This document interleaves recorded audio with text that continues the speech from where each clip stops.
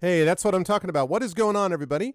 Welcome, Goglings. Welcome, Gog peoples, Gogorifics, Gogs of the world unite. Welcome, everybody, to episode 305. Is it 305? I don't know if it's 305 or 306, actually, now that I think about it, as he goes to look quickly to find out, actually, whether it was 305 or 306. Due to reasons of potential confusion with himself later on. Yeah, we already had 305, actually. So this is episode 306 of Pen and Pixels, and I am your host, Arvin Eleron. This is the show that focuses on story and narrative in games, and we are here every Tuesday from 4 to 7 p.m. Eastern, although we are going to announce a slight change in that for role-playing game streams, but we'll talk about that in just a little bit. And we are going to be doing our usual multiplayer cooperative extravaganza of D&D with GOG, Ghosts of Saltmarsh. It is the sinister secret of Saltmarsh as we continue this adventure. Before I get there, though, just a couple of reminders. If you haven't done so already, please follow the channel. Please check out our YouTube channel as well. And I mention that only because Pyron Jade has been doing such wonderful work in editing the episodes of this show. And so you can find it over on GOG's YouTube channel. And you can see edited versions of this. You can also find this, of course, on my own channel in my Pen and Pixels playlist on my YouTube channel over at Arvin Eleron.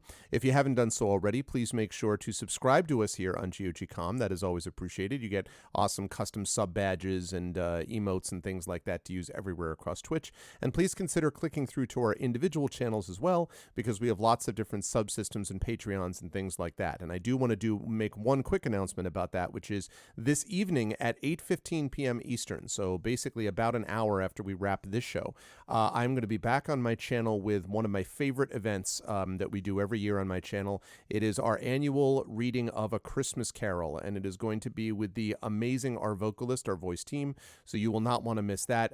It is a pretty awesome experience. It's an incredible story. We have a lot of laughs, a lot of fun, and it's the best story ever written, in my opinion, and so it's well worth your time. So if you are looking for some awesome, snug Charles Dickens storytelling for the holiday season, please stop by my channel again tonight at 8:15 p.m. Eastern. But over on this channel, of course, we have got D&D with GOG, and so I'm unmuting myself and apologizing unreservedly for interrupting those wonderful people who are over there making plans that we can't tell you about yet, chat. And then I'm going to unmute them, and last but certainly not least, I'm going to head on over to reveal the incredible Ghosts of Saltmarsh crew. As you can see, they are all here. I do want to make one quick announcement, and then I'm going to let them introduce themselves, and that is to say that we made a decision that I think everyone is on board with pretty much, that we are going to start role-playing streams on this show. We're going to start at 1:15 going forward. The reason for that is basically that several of us getting here on time, and I will add my hand to that, is difficult when I'm trying to prep and do a bunch of stuff after I do my own stream. And so, yeah, we just decided that discretion is the better part of valor. So it'll be easier for everybody to be able to start at 1:15. So that'll be starting next time we play either Talisman Adventures or Ghosts of Saltmarsh. Other than that, you are about to see one of the best crews on Twitch, and I will start by introducing the first one of those, and that is the wonderful Pyron Jade, who's right below us in this layout, and that, of course, is the GOG stream team leader, our fearless leader. Pyron, it's good to see you. How are you doing? How's life in the universe and everything with you, and who are you playing? I'm tired once again. It happens Oh, man. Again and again. I don't even know what I'm doing wrong. And but I'm really happy to be here. Looking forward because I feel like there was some talk about a ship. Was there some talk about a ship? Maybe. Yeah. Maybe. And so I'm playing Waves Crashing Against Rocks. And I still haven't fixed her name being too loud. So if I play it now, it will again not be heard by chat. I forgot about that. I'm sorry, chat. I'll just still play you here a little bit of, at least a little bit, but it's a lot more. Here it is. And she's a paladin, but she also has the background sailor. Outstanding. So, seems appropriate for the setting, I think. Yes, that might have been that kind of thinking when I was there. And well, currently everybody is in quite good health. We got rid of Ned. And so from Wave's point of view, things are looking up. Yeah. No, absolutely. We put all that together, and it seems like there's a lot working in positive directions here. Yes, Mrs. Arv has brought... Come on up. Oh, okay, because you're going to get a chance to see the reaction. Hold on, you're going to see this live on Stream Chat, the reaction of my child. So that's Little Arv that everyone should know behind me. And if you don't, GOG, you should. What? All right, so go ahead and read it. I'm tired. This is hard. On behalf of the Academy of Our Lady of Mercy, Walton Hall has our entire school community. I extend congratulations to you upon your acceptance. Acceptance. That means you're... Yes, that means yes. 2026. Wishes for you as a one young woman is that Walton Hall puts you on the path of a purpose-filled life, etc., etc. So my daughter, that's amazing, is in.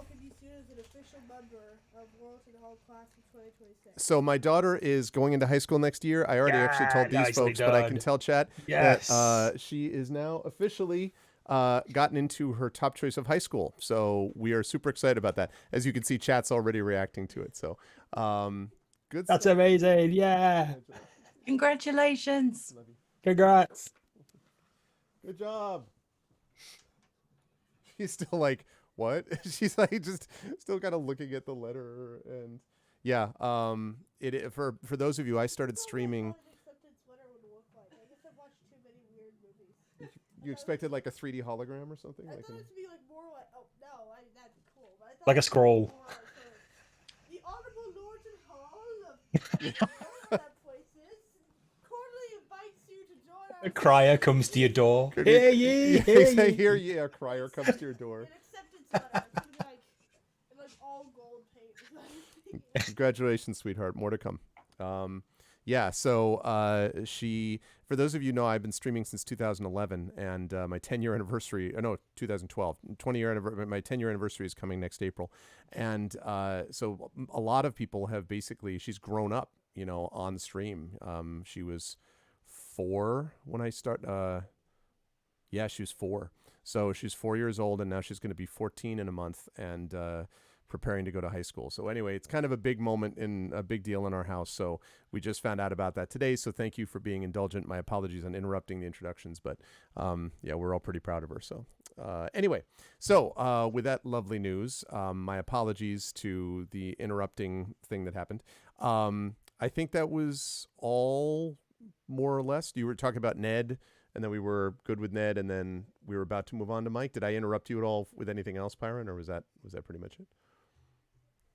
No? That was a wonderful moment. Thank you for sharing. And yes, I think that was it. Like I said, things are looking up. Adventures ahead. Maybe a ship. Let's go for it. Let's go for it. Thank you, Pyron. I appreciate it. Always a pleasure. Also a pleasure to have, and I guess I'll move down directly in the column in this 4-square arrangement that we have to Morth Gears McGearhead. No, by which I mean, of course, the amazing Darksaber 2K. As always, thank you, Saber, for Dashboard and Moobot, etc. Yeah, it's good to see you, and I do appreciate the fact that you've moved to a clock. I mean, you didn't tell us that you were moving, but I hope that it's okay in there and that it's not too loud for you. What's it like to be inside a clock tower? Or is this like, the Arkham clock tower? Because you do a lot of Arkham stuff. Or are we talking like, what kind of clock tower are we talking about that you're in? It's a traditional kind of clock tower, though I do need to wear earplugs and not move around too much when I'm sleeping. Right. Because you don't want to get a limb trapped in turning gears, because they don't tend to care. Yeah, that would be very Cold bad. impersonal machinery. I love it. When not living in your clock tower, how else is life with you, and who are you playing today? I'm very good, thank you. So just talking with Pyron, for those of you who saw our Hammerting stream the other day, there's going to be another one. Keep your eyes on the schedule. We enjoyed that so much. We're going to see if we can maybe recruit a third person to join us for that, just to see how chaotic it can get with 3 people trying to manage the same colony. But we've also been playing it ourselves individually on our own games off stream, and we both shared a few things we found out about it with each other that we didn't know. So that's all been really, really good. And I've just been on my own channels, a bit of Persona 5, bit of SnowRunner, a lot of SnowRunner. The mud is getting intense at this point. Mm-hmm. It's just all is mud now. It's like, my best truck, nope, mud. And they started the game with Mud Runner, which I understand is not as good as SnowRunner because it doesn't have as much variety or whatever. So yeah. And I'm just up to this one where it's where am I in the Yukon, and it's just a labyrinth of mud. Technically, there's roots everywhere. Good luck. Yeah. On the map, it looks fine, right? Yes.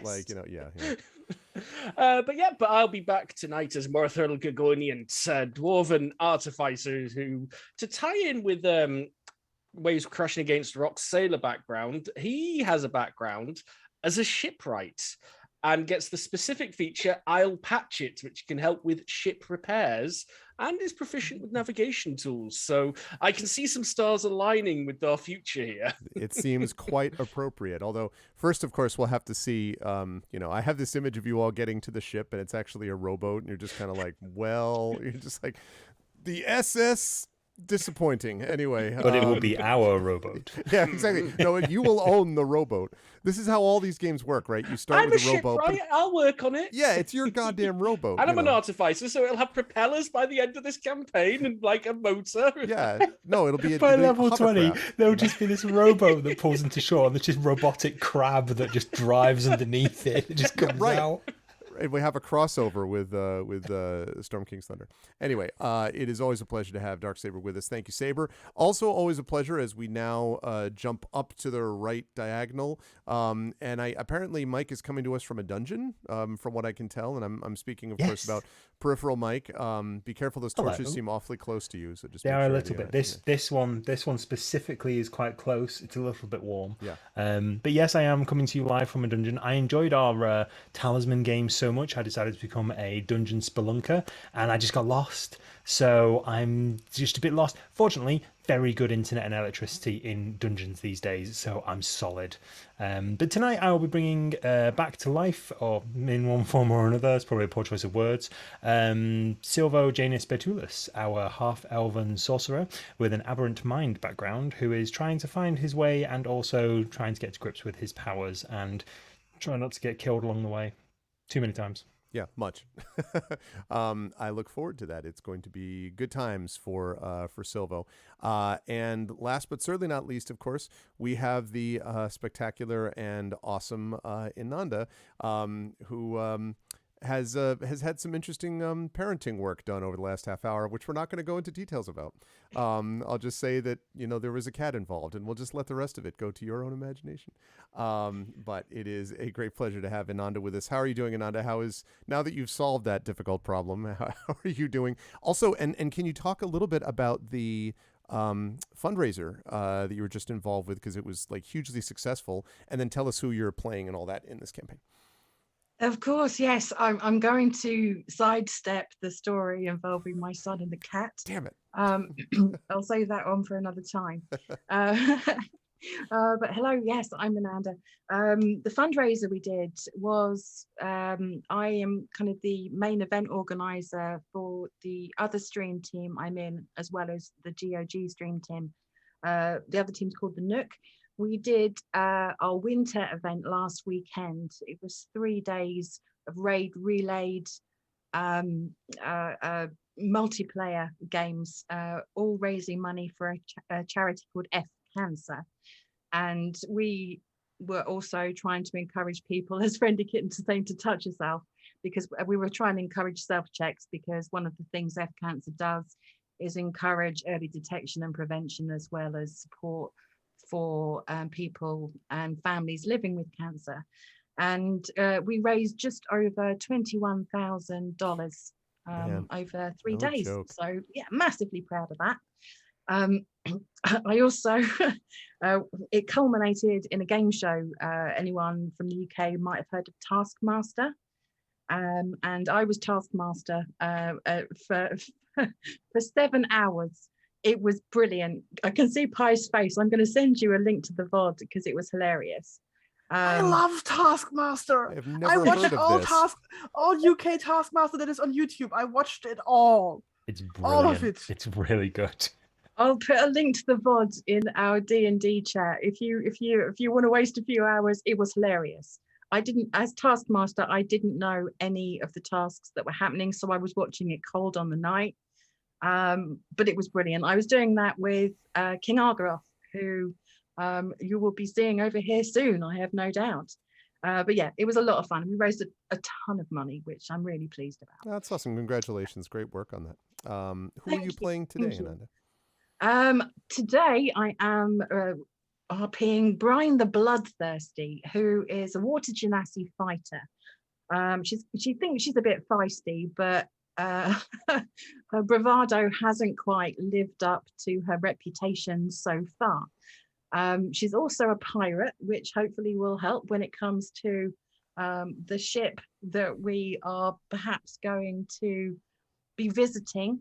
And instead of ship's passage, I've got bad reputation, which means I can get away with certain things, but yeah, as I say, I don't think my reputation. I think my reputation is bigger than the boots of which I'm filling.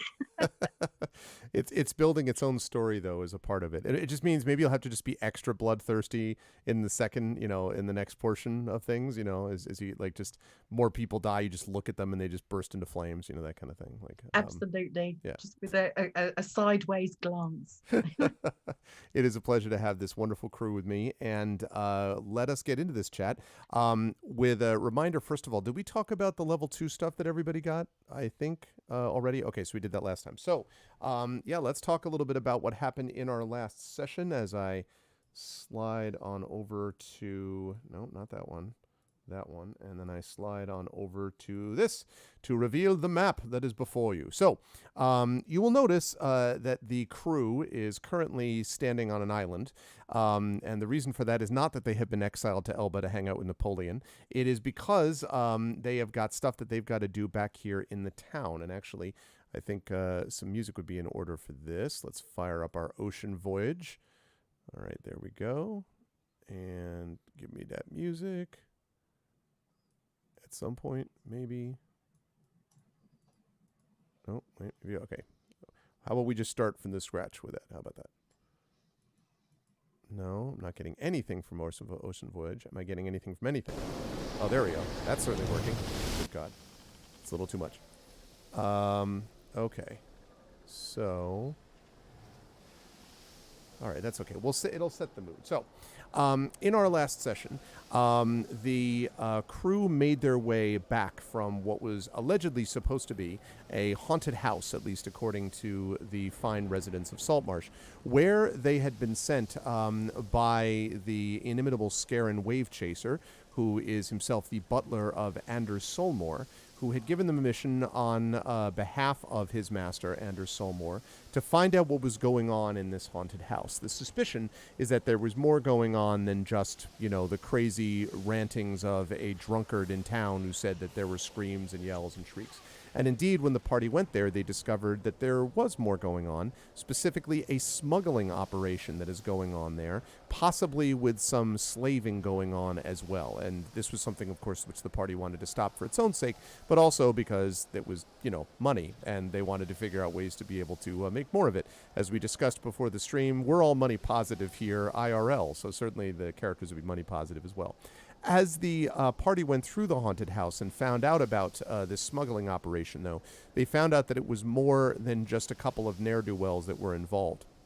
There was, in fact, the leader of this, at least the local leader of it, whose name was Sanballat, a wizard of some considerable power, who managed to actually get the party members under his control, at least for a time, and may or may not have some greater hold, or at least connection with, one Silvo Yanis Betulis, so we will see whether that turns out to be the case. But in the meantime, Sanballat obviously raised the stakes for the party.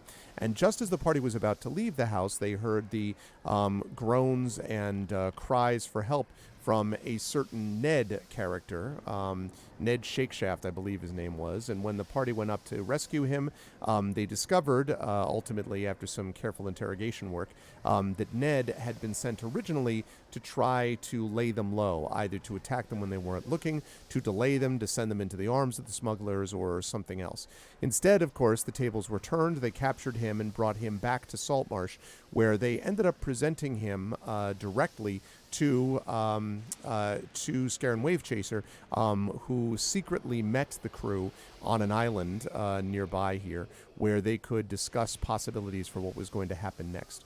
Ultimately, Scaran gave them two suggestions. First, he would take control of Ned, and he would make sure that he was imprisoned safely before he could testify before the council, because there has been somewhat of a complication in that Ned himself claims that he was responsible for, he had been hired by a high-ranking member of the town council, and that this high-ranking member of the town council basically had ordered him to do this so as to discredit Anders Solmore, who was also on the town council. And if it's true that this person is the one in question, and that he was actually responsible for it, then that's going to cause lots of problems, because the guy also happens to have a lot of money, and there's all sorts of other things that would lead that to being an issue. So the party decided to agree that they would allow Ned to testify before the council after they've had a chance to do more regarding this smuggling operation.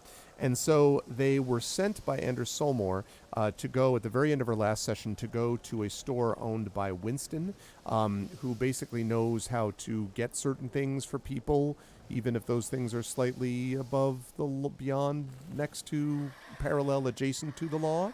And so the party decided that by doing this, they would be able to figure out a way, ultimately, to get the equipment and the goods that they needed before heading back out. And this is the ship that we keep hearing reference being made to. Before they head back out to try to deal directly with the ship that was supposed to be meeting the people there at this haunted house. The ship in question is called the Sea Ghost, and the party actually has some information, including methods of how to signal that ship. And so the party has agreed that they are essentially going to figure out a way to either sneak onto, maybe convince the ship to come close so they can infiltrate it, or do something so they can get a hold of this ship and they can end the smuggling operation once and for all, at which point they are supposed to report their findings to the town council, hopefully get, thunderous applause and rewards from said town council. That's how these games always work, right? The council always gives you lots of support and rewards in all these games. And then maybe, they might also end up having the rowboat that comes off of the Sea Ghost as their ship. That's basically what the party's hoping for. But in any case, so that's what we're looking at. So as this session begins, I'm going to hand things back over to the party, as I believe they were planning on going to Winston's store and then heading back up to the Sea Ghost. But correct me if I'm wrong, party, and if you want to go in a different direction. Either way, the floor is yours. What would you like to do? That was correct, yes. There was some talk of a shopping trip, I believe. There was, yes. Shopping montage. I just wanted to quickly dip in and say that I also mentioned to Ananda that I know a wandering merchant around Saltmarsh called Rig. Basically like a asks no questions rag and bone man, essentially. Rig being a character, if we meet Rig the character, is a character that was created as a prize as part of last year's ArvCon by one of the viewers. By Triffity Mets. Yes, indeed. Yes. And so Rig is, if you will, the ArvCon DLC for this adventure. Yes. And so you can get special equipment and things like that from Rig. So yes. That's... And just to remind the party, in case people didn't note it down, we were given 200 gold pieces for the shopping trip as well. Right. Not sure who's in charge of it, but I think Silver was very definitely not in charge of that. Yeah, I haven't added any gold to my inventory, but yeah, I think that... A total of 200 gold, by the way, not 200 per person. All yes, right, let's not... total. Yes, plus whatever you can, provide from your own purses. Yes.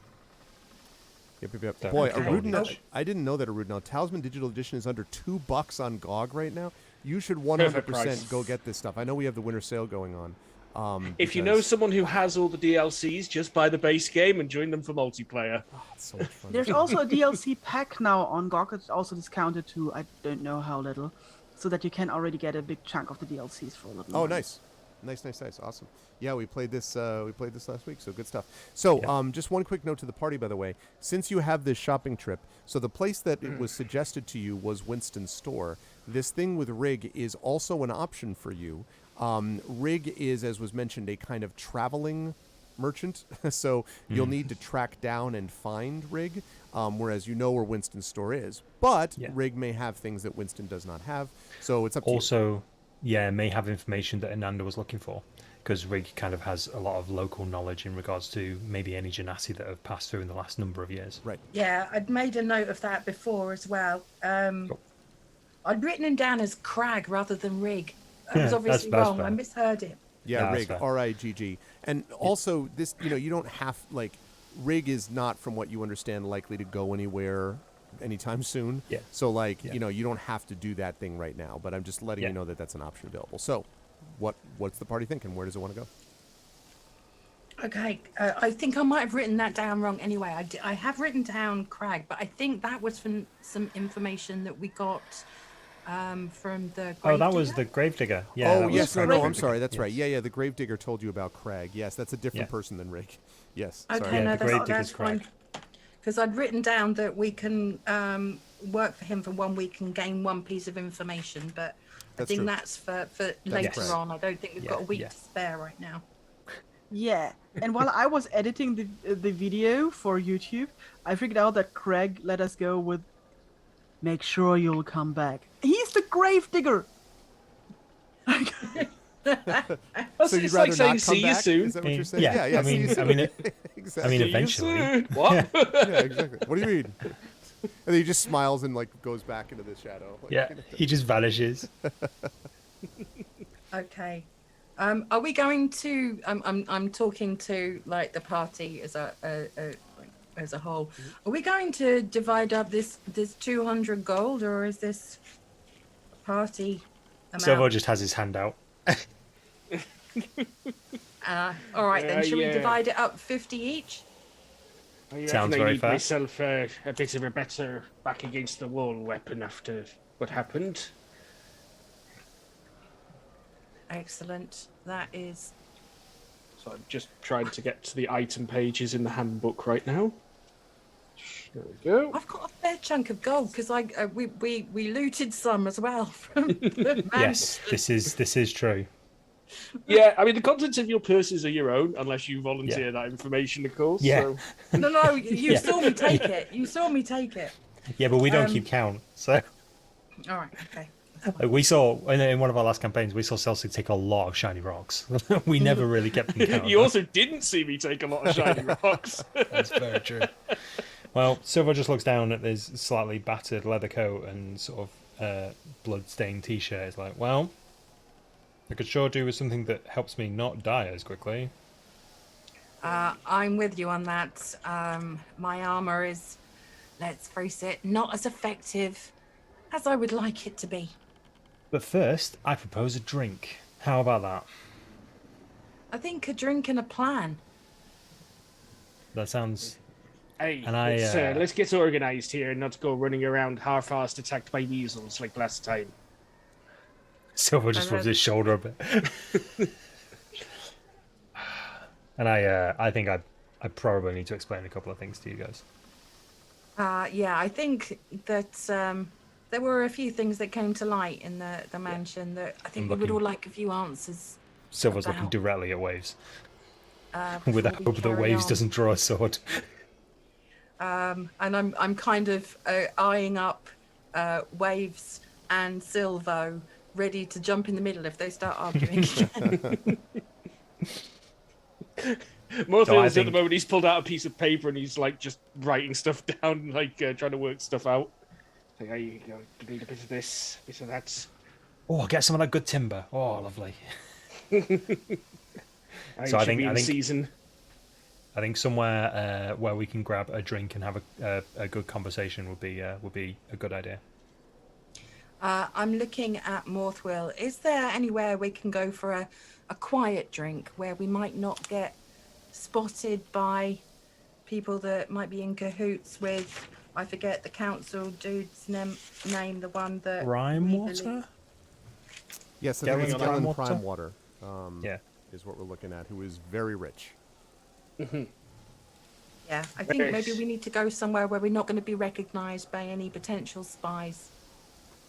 Yeah, problem is someone like that, just about anyone will tell him anything because he's got the coin to pay for it. I don't know. wouldn't be surprised if he already knows about our little visit. I think Silvo here might be more accustomed to not being seen than myself. I tend to be a bit more out in the open with my business. There are definitely a few places we can talk. Whether we can get a decent drink there or not, I'm not quite sure. We could go back to Snapping Line. There we go, not the empty net. I keep making that mistake. We could go back to the Snapping Line. There's one of the basement rooms there that's never really used. Similar to where we kept... what's his face? Shake Stick. You sure you might not be close to wearing out her welcome there? She was a bit miffed with us last time. Hannah's got a tough exterior, but she's got a heart of gold. Plus, she has a bit of a soft spot for me. And lobster beer. And lobster beer, so a drink you can eat as well. I'm looking at Waves. I don't mind where we go, but let's get in undercover soon so that we can... Well, I know, I'm reasonably certain that Hannah's not in Primewater's pocket, so if we go there, we're probably going to be safest. Can we go there without being seen? We can get most of the way there without being seen. I mean, Silver does this thing again where he kind of looks off into the distance and you hear him mutter, I don't know, that alley's probably not guarded. Yeah, they won't really care. As long as you don't, I look back to the party, it's like, as long as you don't like stare at anyone when I'm taking you through some of these alleyways, we'll be absolutely fine. Keep your head down and follow me. I look at and then like the greenish hue of my skin, and say I think we'll be a little bit recognizable, but let's just go. You'd be shockingly surprised in these back alleys. So if everyone's agreeable to that, we can head off to the Snapping Line. Yeah. Okay. Again, if Av's okay with this, basically we were on the island, right? And now we're going to go back in the boat, which is pulled up on the shore. Mm-hmm. Yes. I'm gonna swim back again and try. I was wondering that. Yeah. I'm gonna swim back again, but I'm going to land because I'm assuming you're heading for the same pier, which is that one. Right. I'm going to land around here-ish, so I can make sure there's no one kind of sneaking around or looking out. So I'm gonna like go around these buildings, sneaky style, to make sure that no one is keeping an eye out for the boat landing. Okay. All right. And in fact, I'll say that when you pull yourself up on the land over here, Brian, so you can move yourself over there when you like. When you pull yourself up on the land, you can smell as you get up out of the water obviously the smell, the ever-present smell of the ocean, but also in particular fish of every kind of description, both good and bad. And you know that's possibly because you can hear sounds from the busy back and forth of what's going on up here. This is where the fishmongers do a lot of their like salting and brining and stuff like that before this gets sent out to not just the villagers but also sold to people, up and down the Azure Sea, the coast for the Azure Sea. And so there's a very strong smell, and there are a lot of people moving about to the north of where you arrive, but they're not paying any attention to you at all. They're just sort of like, occupied with their own affairs, specifically about dealing with fish. So there's that. Meanwhile, the rest of the party is down, I think you said here? Is that the... Mm-hmm. Okay. So is going there. And then how are you making your way over, Silvo/party, to the snapping line, which is right here? Well, my suggestion would be, if I can freehand something along the lines of over here, here, here, here, here, and then here. Aha. That's probably one of the safest routes that Silvo knows. Okay. I'm Not necessarily the seeing quickest. route. I'm not seeing the route. Oh. Oh, there it is. Sorry. There's Yeah, brown yeah, on yeah. mine now. Yeah. it's yeah, there. yeah. Okay. So, if the party wants to do that, you can. I'm going to ask you to make several stealth checks as you go through this. Okay. Is the party cool doing this? Is that like... I have disadvantage on stealth check. Well, I could take my scale armor off for the duration of this, so I get not disadvantage, I guess. That's up to you. Yep, I think that seems sensible. Okay. I like the idea, too, that when you take it off, it basically just means that you, like put it under your arm, like you're just walking along, like holding a big Christmas present. Like, He just puts a big blanket over it so it doesn't make as much noise. Yeah, exactly. or puts it on his back. Is there something wrong? Stop looking at me, like the hunchback. No, Chaos Rose is big enough to hide this. Okay. It's fine. Welcome, Free Two and everybody. Okay, so as you folks make your way there, if I can have the party move tokens, please, over to.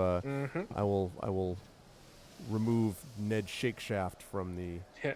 premises Morthoil for the emerges moment. from the sea, roaring and smashing buildings. Exactly. Okay. And Brian, I know, is up here, basically. Like. Yeah, okay. I'm making my way round, like there and then like there. So I'm moving round this building. But you so are that going to I meet can- up with them before the four. Yeah. Okay. Yeah, it was around here that we all met Digits last session, so it was around this area that we met them, so this will be slightly familiar to Brian Right. anyway. I would like you, please, to make a perception check for me, Brian. Me? Yes, you. Sorry, I didn't hear you say which name. Perception check. Yes, please. 12. Okay. Okay. Yeah, you're able to make your way around there. It doesn't look as if there's anything particular in terms of, you don't see any, people waiting or any signs of those who've been following you or anything like that. It doesn't look like there's anyone. You just apparently made it over and back without any difficulty. And so you also don't see anyone watching you as you make your way around to your party. Of course, the fact that you don't see it doesn't mean it's not true.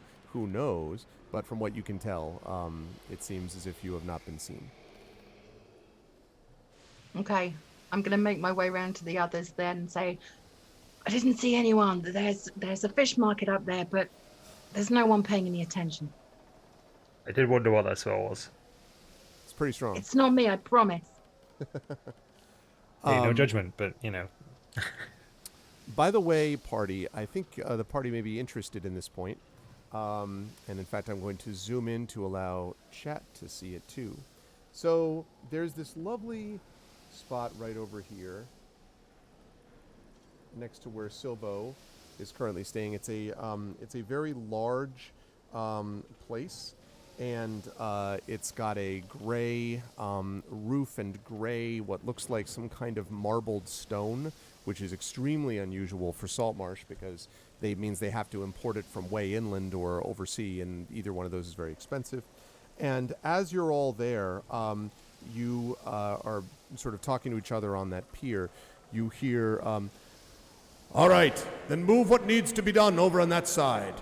Yes, you, take that. And you can hear this booming, echoing voice. And as you look in its direction, you can see that on the top floor, yelling out at various people who are scurrying about on the dock below, and I'm pointing right here right now, is a man in rich robes with gold and purple. He has somewhat like almost shoulder length pepper gray hair and a neatly trimmed beard.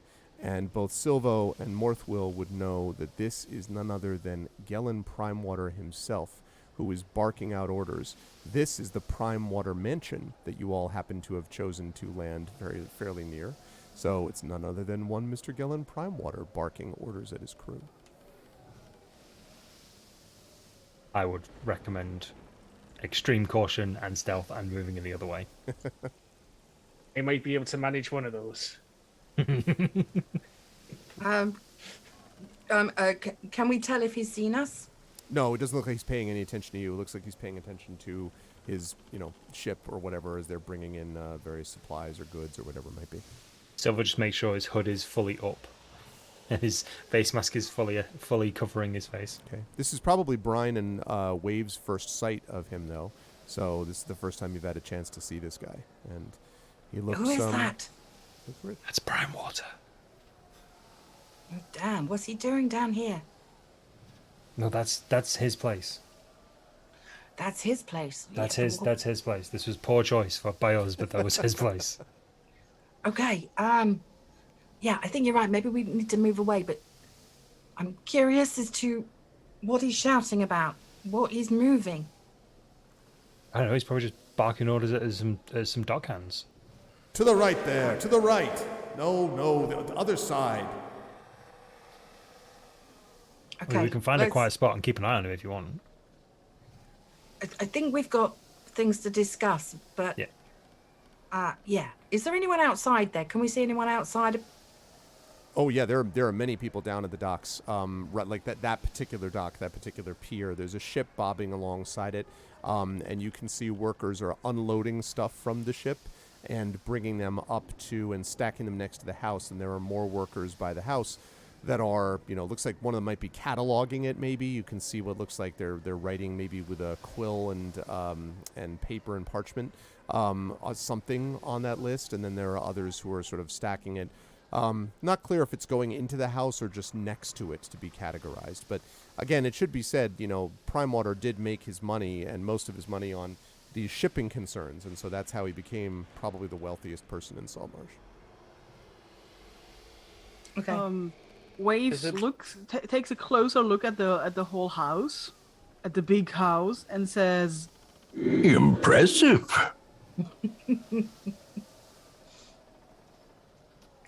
Morthwill's going to take advantage of the lull to cast guidance on himself, just in case. Okay. Okay, so that'll be active for the next 10 minutes for my choice. All right. If Silvo is making motions to move this way. Okay. Yeah. As in he's shuffling his feet this way. We need to leave now. Morthwill's already going. Okay. Yep. All right. I'm being super sneaky. It's ding, ding, ding. Same Waves? You're doing the same? Also? yes, Waves is also coming. Okay, so what I'm going to... No, I meant but sneakily. Yes, okay. I will try to be very sneakily. Okay, so what I'm going to ask you all to do is, when you come to around here, this is the first part where the most obvious issue is going to be because you have to cross over a road. It's near a busy fish production plant, basically over here to the north. And also, there is a loud... do I have this, actually? Wait a second. Let me get that sound in. Hold on. I want that. I want this. Does that work? No, not that one. How about this? Really? None of the above? Really? Okay, how about, How about this? Man. Well, that's disappointing. Coming up next on this evening's problems with Roll20. Oh, here we go. I got it. There we go. Yes, so you hear...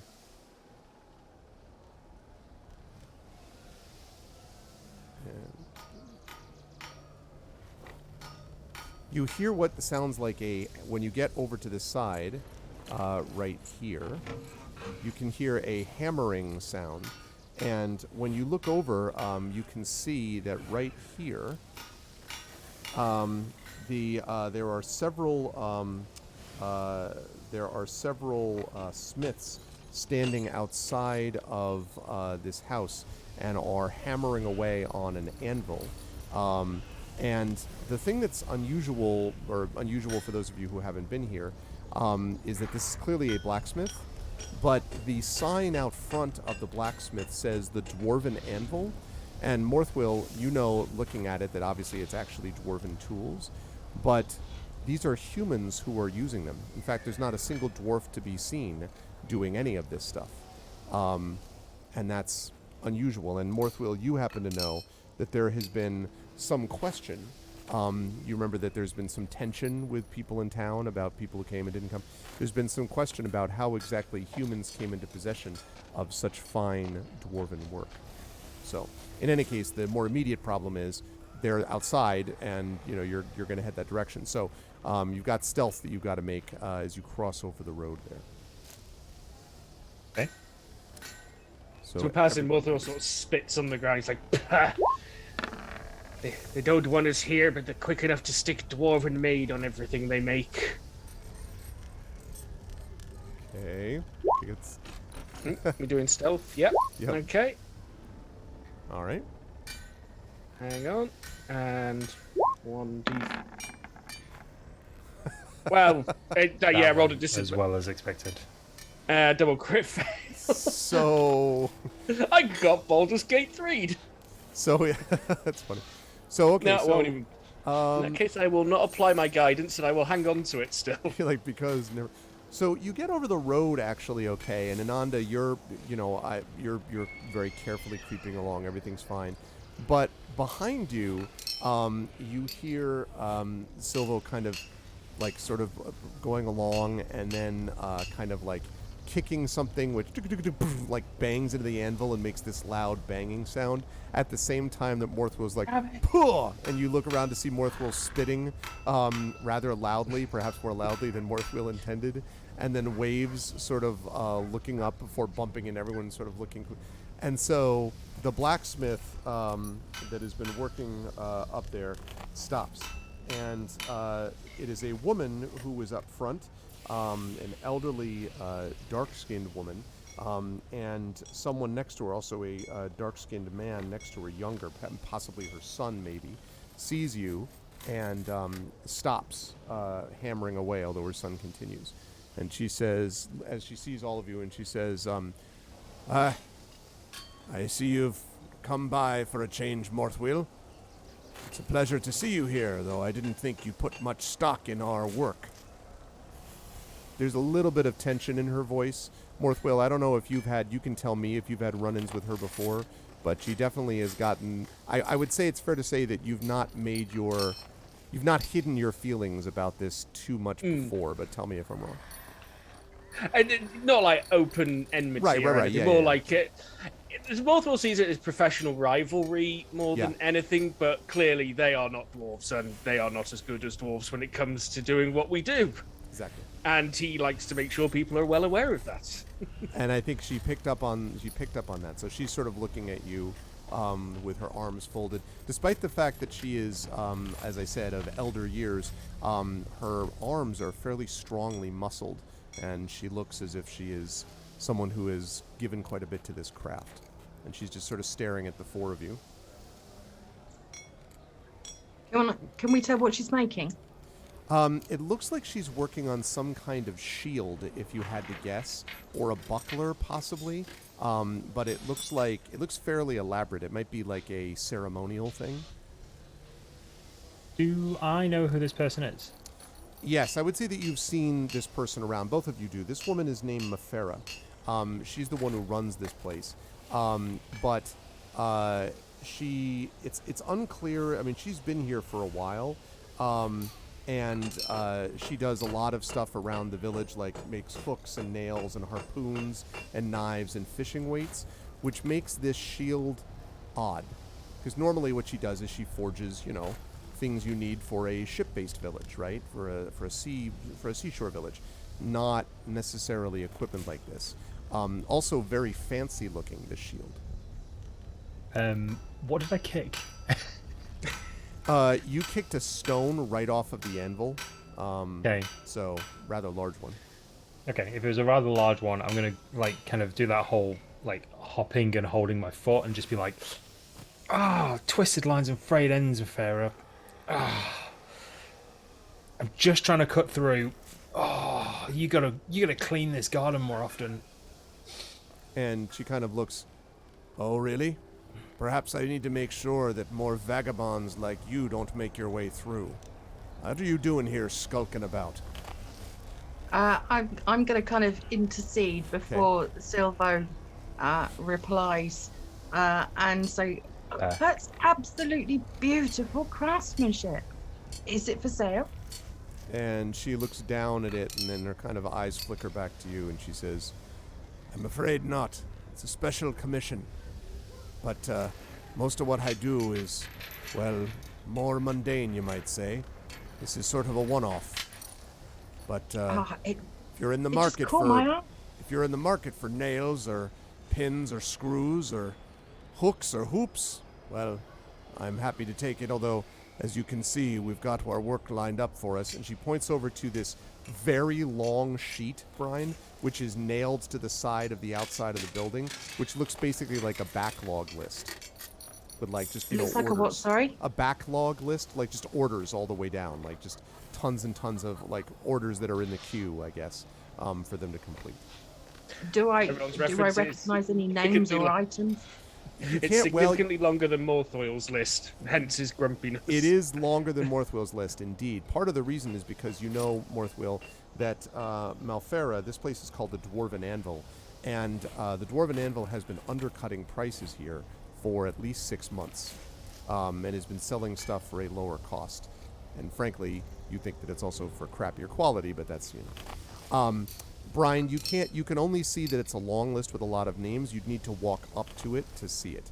I'd like to see the specifics of the names, but okay, I'm not going to pay too much attention to it. I'm just going to once again gush over the craftsmanship of this shield she's making and say, are you absolutely sure that I can't make you an offer for this? Maybe I can speak to the person that's commissioned it and see if I can buy it off them.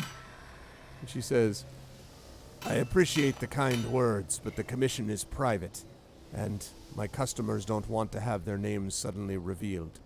It's, as I say, kind of a special thing. If you're interested in commissioning something similar, well, as I say, I'm happy to put you on the list. But at the moment, it's a rather long one. But this shield is something we're proud of here, for sure. But it's not to be told who actually ordered or commissioned it. That's between him and me. I can completely understand that. It endears you to me that you are so discreet with your clientele.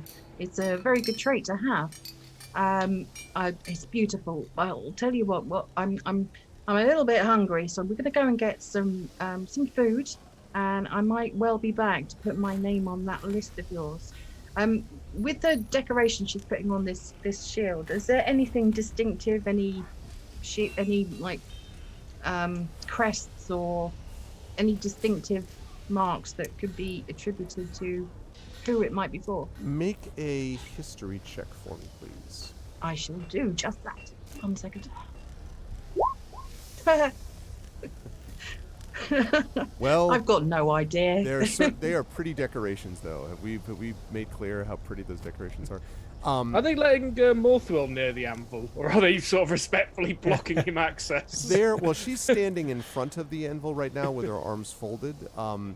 Not exactly like holding out her hand to stop you, but is sort of like like looking at you singularly unimpressed. So, I mean, you could certainly be like, right, get out of my way and push her aside or something. But she's kind of standing in front of the anvil. Do I realize that Morthwell would like to come forward? I don't know. Does Morthwell make that clear to you? I don't. What do you do, Morthwell? He's trying to look at the shield, but not in a shoving Melfira out of the way. He's just Well, like Waves knows very well that she can be an unusual sight, so she kind of steps a little bit to the side and forward and extends her feathered hand and says, Good afternoon, madam. And Melfira kind of looks down and says, good afternoon to you. You're one of them Kenku. Hi there. It's really nice to meet someone new. That's a good one. And she says, hi, you're one of them Kenku, ain't you? I nod. And she, and I try to like move a little bit sidewards to like draw her like a tiny bit of that. She just turns a bit away from the anvil. She doesn't have to move, just maybe like. So her eyes kind of follow you slightly, and she sort of looks at the others. She kind of eyes flicker back and forth, but she sort of looks at you more, Waves, as you're moving over to the side, and she says, well, I'm rather busy this afternoon, so if there's nothing else. Now, Morthwell, if you want to get closer at this point, what I'll say is I'm going to ask you to make, believe it or not, another stealth check to see whether you can avoid or notice. Because Waves is not drawn her off very far, but maybe far enough, possibly, that she won't pay specific attention to you.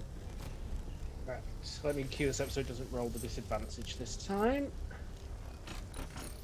It's going to be that. One, and then we'll see if I want to apply my guidance. Well, I may as well apply my D4. Oh, there we go.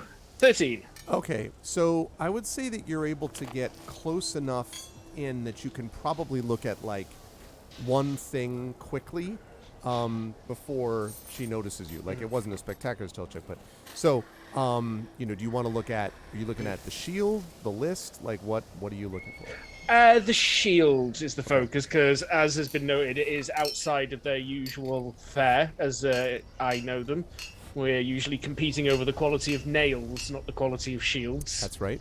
This is it's a shield that has clearly had, it's an embossed shield, so there have been some things placed around that are basically raised from the surface. A lot of sort of flourishes, like it looks like sort of vines around the outside of the shield, which means two things. A, it's ceremonial in nature, because you don't, a shield that's actually meant for business, you don't put all this other nonsense on there because it's, whatever. But the other thing you note is that there are several, there is a tower and that's embossed on the shield, and there are waves leading up to the tower. It must be said that you don't think this quality is particularly that good, but, but it's a tower with waves around it that might be familiar to you. So I would like you to make a history check for me, please. Okay. That is actually one of my tag skills. So, 13? Yeah, this seems familiar to you, Morthwell, especially since you've been here for a while. You're almost certain that this is the family crest of the Prime Waters. Okay, I step... Well, She not looks over at obviously you. step back. Yeah, I'm just examining my shoes. And she says, I don't suppose you have interest in looking at my work, do you, Morthwell? Perhaps could learn a couple of things. And she kind of looks over at her, the assistant who might be her son, who kind of looks up and grins, his face blackened with soot from, and sweat from all the work, and, yeah, Ma, and then turns back to doing what he's doing. Aye, well, you can emboss it as much as you like, but it's still a turd with glitter.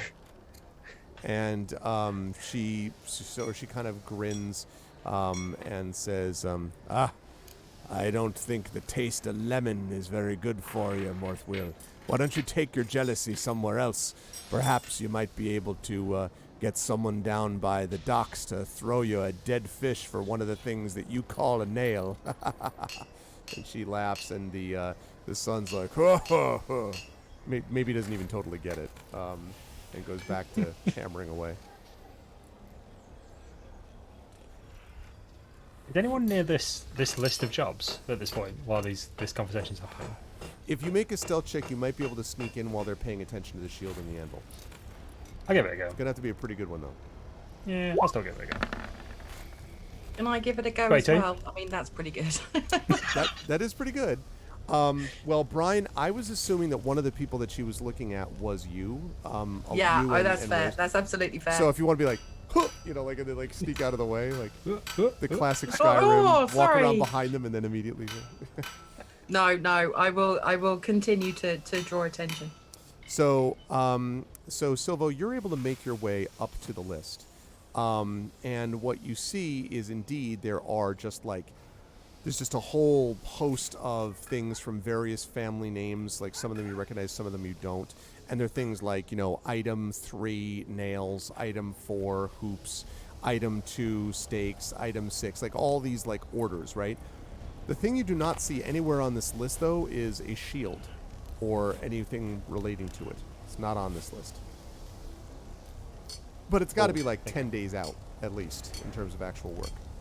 Yeah. Do I notice the only thing I'm really looking for is this? Are there more weapons than there should be, or armaments?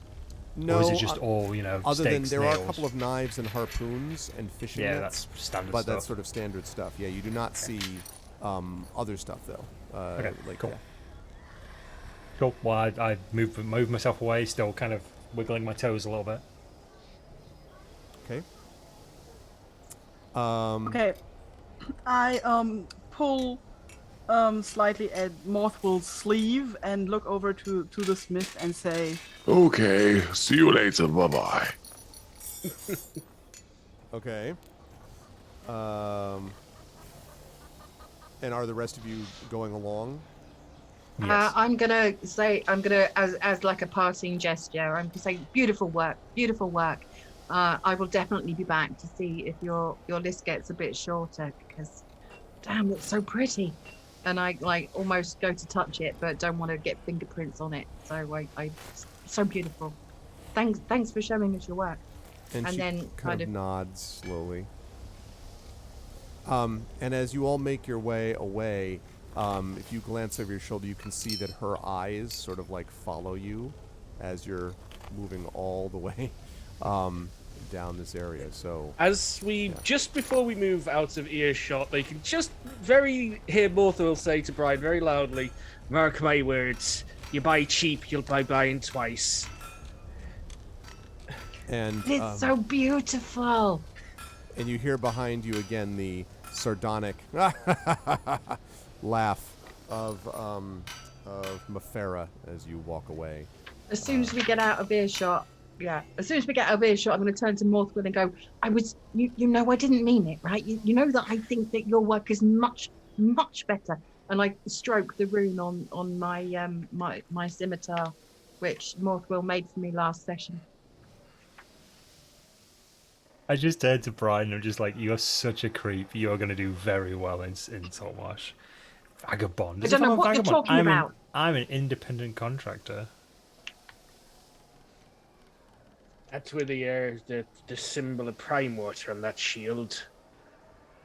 Now, he clearly isn't after the best work, or he wouldn't have gone to there. He's making a statement of some kind. Well, if he's as how can I put this? If he's as jaded to people who are not human as I feel that some of this town are, then that might be the reason. However, I'm more worried about the symbolism of that shield. That wasn't a fighting shield. Aye. Nobody who's going to get their stuff dinged up wants it looking fancy. What's the point? Silver's just like, I like to look fancy sometimes. Brushing some of the dried blood off his coat. Looking fancy's fine for when it's time to look fancy, but when you're in a fight and covered in shit, you all look the same. I mean, I can't argue with that.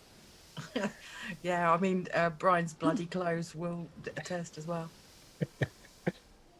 So is there anything specific? Waves struts a little bit, indicating that she thinks she does look fancy all the time. Puffs the feathers out a little bit. Fear of getting stabbed, right? Silvo leans slightly towards Waves and just sort of goes, I do think you look fancy. She looks slightly irritated, as if this was not the reaction she expected at all. But this is and makes a very confused little like a bird squawk sound. All right. So as we're walking, Morthwell, do you know any specific? Is there anything significant about a ceremony with a shield or a ceremonial shield or anything like that? It's a good question. I mean, shields are used in ceremonial purposes for all kinds of ceremonies. If you mean, do I know of any specific ceremony that would have Proudwater commission inferior work to make a point? I can't think of anything. I wonder if there's anything like coming up. Like, do the council change? Is someone lead councillor? Like, is that Primewater? I only know names and fancy houses. I don't really know politics, and I know you probably don't either, but probably know a bit more than me. You've been Morthwell spits. Fair. Let's keep going. Yeah, no, absolutely. We can talk about this when we're inside. Yes. We probably got more eyes on us than we want after meeting with them folk. Okay, you make your way around and down, and when you get to here, you find yourselves passing a very familiar place. This is a large brick building, and this is actually Council Hall. It is the other place in Saltmarsh, which is built of stone, although it's not fancy to the same level as the Primewater Mansion is. But this has got stone, some stones from the nearby hills, bricks and things like that. And, of course, out front, right here, so you wouldn't really see that, there are a gallows for the occasional public executions that take place, although they are rare here. So as you go past this, I'll need everyone to make another stealth check before you arrive at the snapping line as you go past the council hall. I should have cast guidance on myself again. 23. Oh, I'm so not stealthy. 20! As if. Let's see. Nicely done. Brian, not so much. And let's see. Is that... Yep, there we go. And then there's Waves. So again, now this time, Silvo and, Morthwell, probably learning from your previous mistakes with stealth, you are able to, very carefully move past. And when Waves and Brian arrive on the scene behind you, they are not so lucky. At one point, you're going along, and as you're passing the gallows, Waves looks up with some interest and ends up just doing a quick, sort of just experimental knock on the side of the gallows platform. Actually, no, that's on the other side, so never mind that. But in the back of it, but there is in the back of it, actually, there are a couple of the stocks, the things that you put your head in whenever. So there's a few of those that are out back as well. And so knocks those. And one of them, which was up, her knocking caused it to go bang. So it echoes everywhere around. And the back door opens and a guard looks out and is like, "Oi, what's going on out here?" I was just admiring the woodmanship, and I just wave and continue on.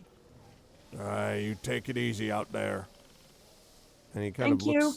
He looks at all, and he sort of looks at you and Waves as you pass by, and then goes back inside the council hall. And that brings you to the back of the snapping line, where Morthwell and Silvo have just seen and heard the sound of this echoing stock falling on itself. Wow. As you arrive. Yeah. Well, I reckon everyone knows where we were going at this point. I reckon we're all even now, aren't we? Sometimes you get hit quietly, sometimes you don't. Okay, I think going into the snapping line would be a good idea. I'm going to ask Hannah if we can use the basement again, and if we can have at least 4 mugs of reasonably strong ale. And so Hannah, who is glad to see you, and as usual, Silvo, frustrated that you may have gotten yourself in trouble, says that that's fine. Asks, make sure that you pay your tab, this time around, and hands you a couple of these lobster beer. Remember that she's also got some claw wine, which is the top level stuff, and then brings you down to a clean but largely dark basement room. There is a single flickering lantern that's in the middle of this one room that she brings you to, and she says, all right, you keep it down here, and you be careful. I don't know what you're doing down here, but I ain't no sanctuary, and I'm no hiding place for people falling afoul of the law neither. Understand me, Silvo? Loud and clear. Loud and clear. We will be out of your hair soon. We just needed somewhere quiet, run by someone who I could trust to not say that they'd seen me, basically. Yeah. Rest assured, we've run afoul of no laws. And she... Absolutely not. I've been dreaming of your lobster beer since I tasted it the first time. And she gives you the look of someone who has heard these things before and is kind of like, and just sort of grunts and turns and goes back up the stairs. And you are left alone with your lobster beer and an empty room and a lot of questions.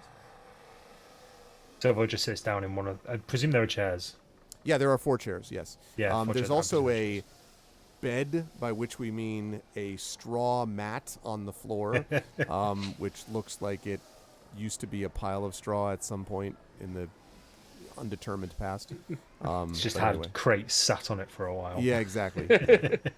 Morthor pulls out his pipe and picks up a mug, sits back, and just looks intently at Silvo. He's like, well then. Silvo takes his mask off and just takes like a huge drink of beer. And you realise for a second he takes his mask off and he kind of whips his hood back. And there's a moment when you realise you've never actually seen Silvo's face before, and he is real young.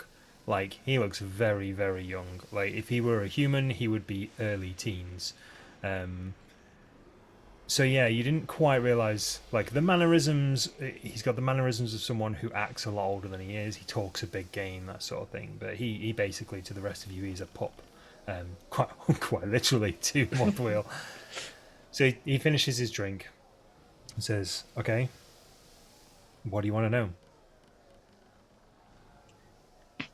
Well, when I was detecting magic back at that mansion, my detector lit up like nothing I've ever seen before. Usually it gets one colour, which means there's one kind of spell in the vicinity. With you, it went off with every colour in the rainbow. And you died, but you didn't.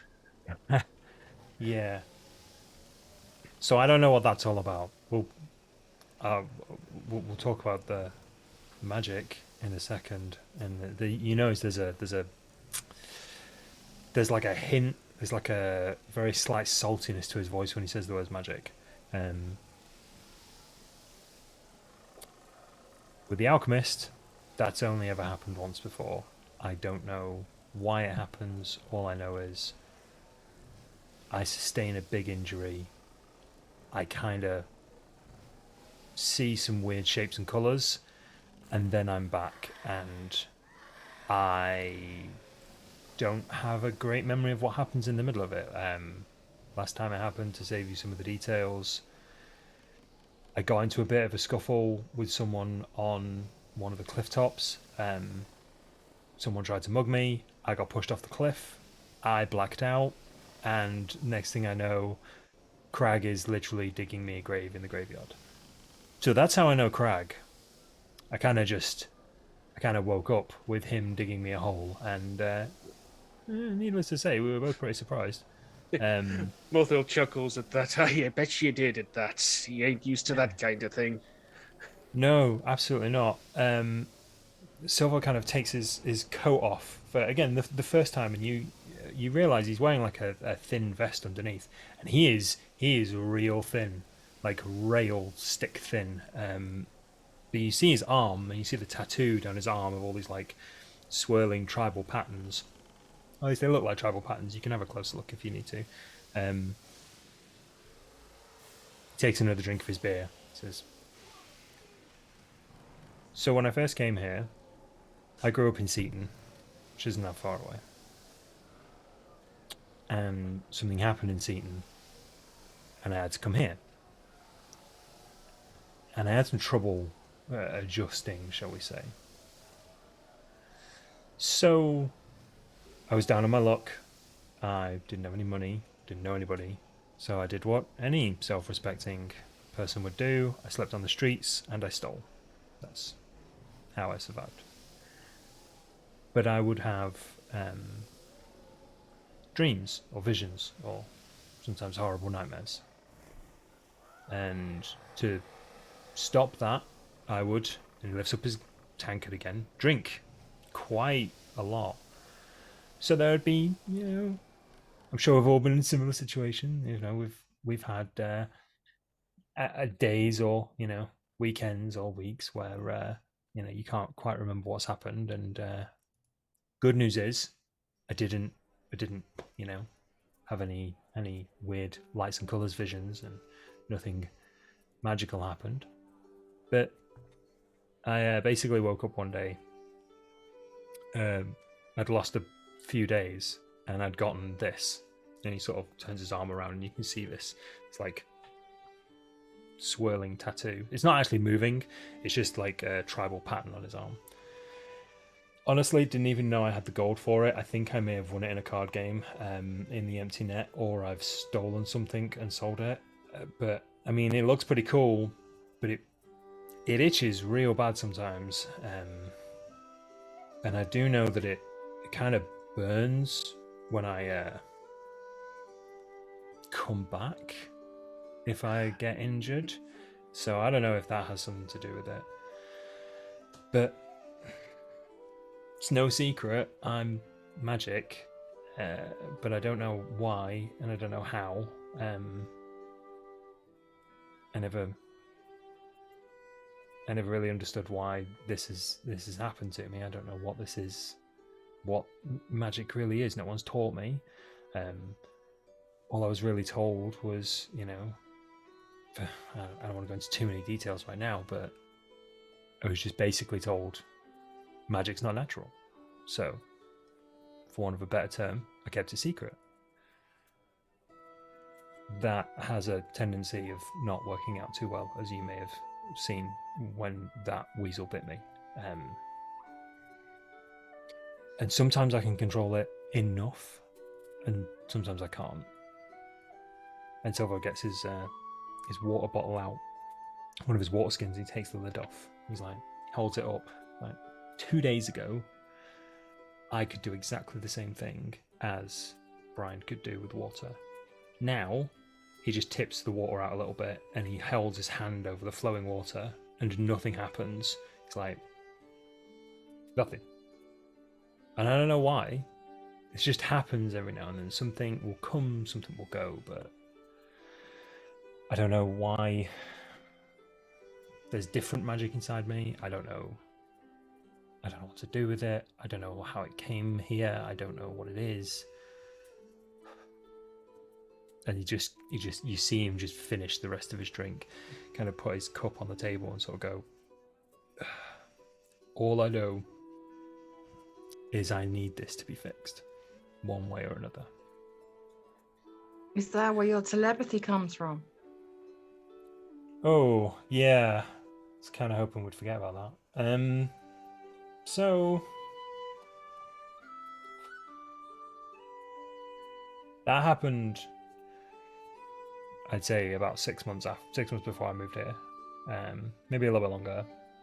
I started hearing the voices of people around me, and when I'd say things in my head, people would hear me, and they'd say like, well, why did you say that? My dad in particular, he wasn't a particularly nice person. Well, I wasn't a particularly nice person to be around when I was younger anyway, but if I had an argument with him in my head, he could hear me. So it was very difficult to kind of keep that under wraps and compact that on top of weird visions, hallucinations, nightmares, weird talking in my sleep. It's just a lot to just kind of process, and I had to leave Seaton quite quickly, so I came here, and I've just been trying to keep it secret ever since. And occasionally it'll come out. You guys know I work for the Viper Sisters. It's better the devil you know in this town sometimes. One of the reasons I'm still indebted to them is because when their bodyguard kind of got me, when I didn't know that was actually in one of their lairs, I thought it was an abandoned dead man's drop. Got in there, this giant half-orc grabbed me, and what happened to the weasel happened to the half-orc. I'm pretty sure I broke his arm, not before something else knocked me out, but yeah, I'm still very much paying for their with their servitude at the minute. So just quickly, sorry, back when your resuscitation power triggered. Yes. If I remember rightly, you said we saw the tattoo move. Is that right? Yes, I said yes. The tattoo did move. Right. Okay. Okay. But there's something else there, then, lad. You were kind of unconscious at the time, but we saw that tattoo of yours move. Now, don't let anyone tell you that magic ain't natural, because it's as natural as you, me, the trees. It's in pretty much everything. It just has to be teased out. But a moving tattoo, that's a little less natural in my opinion. May I examine it? Yeah, go for it. I kind of hold my arm out to Mothwell. Okay, so Mothwell would like to examine the tattoos. Can I do an Arcana check on them? Sure. Okay. I'm going to do it with guidance, I think. Let's see what we see. Oh, well, let's add the D4 for a laugh anyway. Nice. 26. Okay. Not enough. No, I'm just kidding. Wow. So yes, there is a intense amount of magic coming from this, and in fact, you mentioned before as you were describing this, Morthwheel described the idea of that it was like lighting up like a rainbow, all over. Mm-hmm. And much of that magic seems to be coming here from this particular area. And there are two things in particular that are coming from here that you note. One of them is invocation. The other is necromancy. And more the weird, like you hear like a. I mean, that's not a good noise. No, these are definitely magical tattoos. I know you say you don't know how you got them, but well, one of them is the mark of necromancy, which would probably explain your resurrection. That would explain why I can sometimes just get up from certain activities. Aye, and as our friend over there nodding at waves demonstrated, some people can find that sort of thing a bit startling. But maybe if you just draw the line at there and not start, raising the dead or anything like that, then you can probably get by. Yeah, I don't have any intention of raising the dead. I don't even know what I can do, to be honest with you. I just kind of think about things, and stuff sometimes happens and stuff sometimes doesn't happen. I think what happened to the hobgoblin was pretty intense. I just got eaten alive by mites and flies, and I was just trying to reload my crossbow. I think that was me. I'm not sure, but I don't know. It weren't anything of my design. My things tend to be a bit more mechanical in nature, just infused with a bit of magic. Yeah. But it is weird that you've never had any training in magic at all, which is most peculiar. Usually people have to study decades, maybe hundreds of years to master spells. It's not usually something someone just wakes up one day and can do. I mean, look at me. You think I could do the things I could do from birth? No. I had to train at least 80 years. Hell, I've forgotten more at this point than I ever knew. Can I... Sorry. No, go for it. I was going to ask whether I have seen any tattoos similar to this, or know anything about this, or anyone that's got similar tattoos in my travels. Let me have you make an Arcana. Yeah, well, no. I'm sorry. I this is me talking out loud, running through possibilities in my head. Make a religion check for me. Religion check. Okay. I haven't got You're like clue. You're like, that shield was really pretty. I really, really like that shield. Although your tattoo is kind of reminiscent of the pattern on the shield. And it isn't, by the way, at all. Like, it's not even close. You're all just like, what? Like, Mother's just like, eh? He pulls down his goggles and looks closer. I'm rubbing my eyes, thinking, I've got some dirt in my eye. It's pretty. Well, it with reminds me of everybody other staring pretty at the things. tattoo, with everybody staring at the tattoo, I also now want to stare at the tattoo and see if I've got an opinion about the tattoo in any way. So let's see. Are you looking for anything particular, or just trying to get a sense? I'm not even sure what the others are looking at. So Make a perception check for me, please, Waves. 18. So you're watching, and Morthwill's got the goggles on. Hey, and Brian's like, I think it does. Is wiping her eyes, and Silva's just sitting there. And then, as you're looking at it, Waves, at this tattoo, and did you describe? Can you? And I'm sorry, just quickly again, Mike. Describe for chat what the tattoo looks like. I know you did this already, but. So the tattoo, if you imagine a tribal tattoo, it looks like, so you've got the curved lines in a spiral pattern. Yep.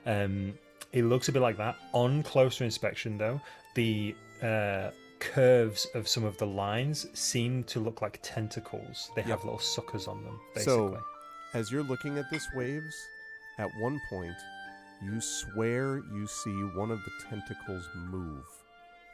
And then I hiss at it. So when you, and when you blink, it's just normal, like nothing. I hiss at it again. Okay. Let's not let the Kenku eat me. Easy now. Whoa. Look, I'm not undead, okay? I know you've got a bit of a thing against that. I'm not undead. So don't think Okay. I am. This might not come through, but I'll try. No rest, no peace for this wretched soul. Me? I nod. I mean, that's horribly apt.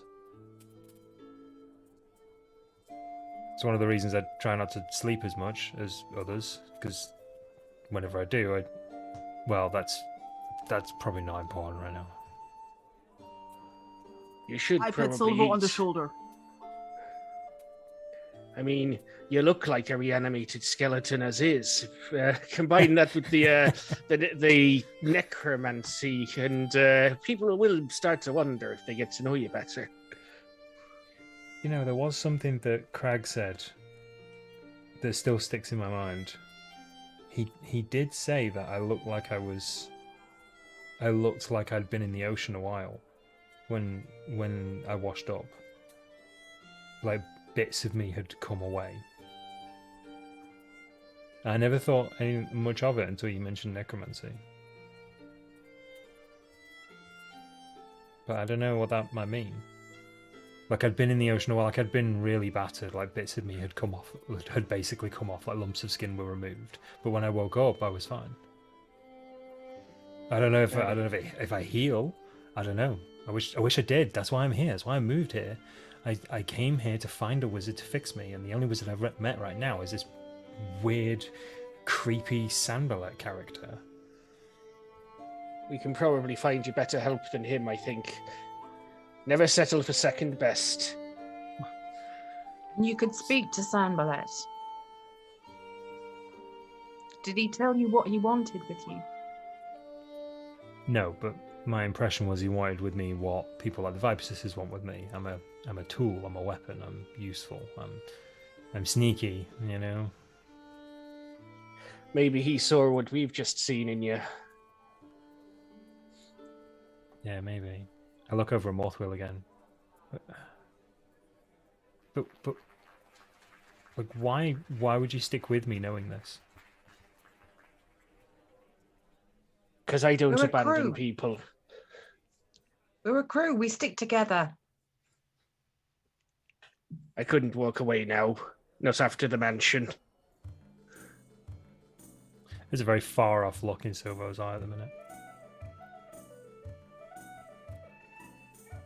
Just kind of puts his coat back on.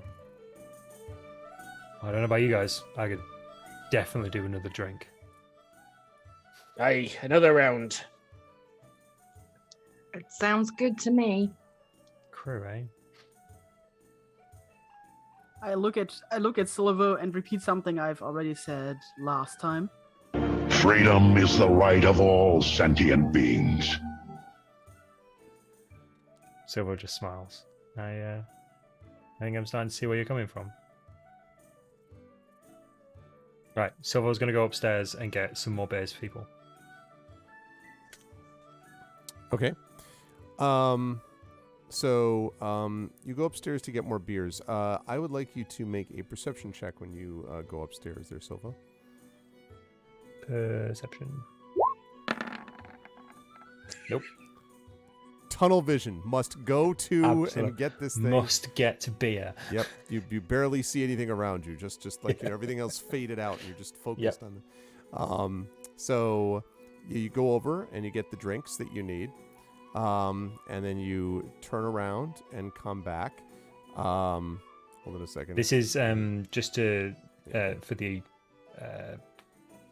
just for the other members of the party. This is a moment if you wanted to have a conversation about anything that has just happened. This is a good opportunity to do that, or you wanted to do anything. Yes. I want to take out Go my ahead. gold. I want to put take out one of my gold pieces, put it on the table, and say,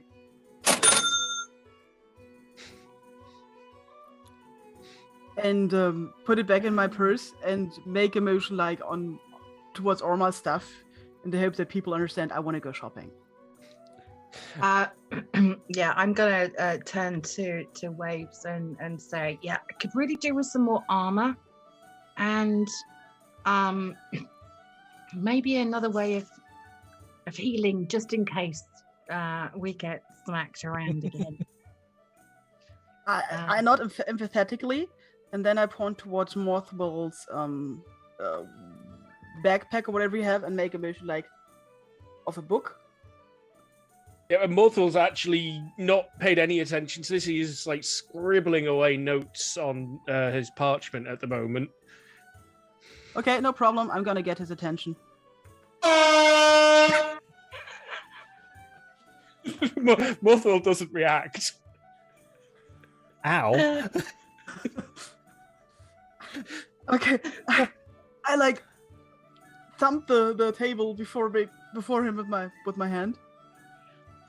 He sort of gestures at you but keeps writing. I like clear my throat and I tap Morthal on the shoulder. I'm saying, I think Waves has got something she wants to say to you. I absolutely agree. I think maybe we should go shopping, but should we discuss the plan now, or should we go shopping first?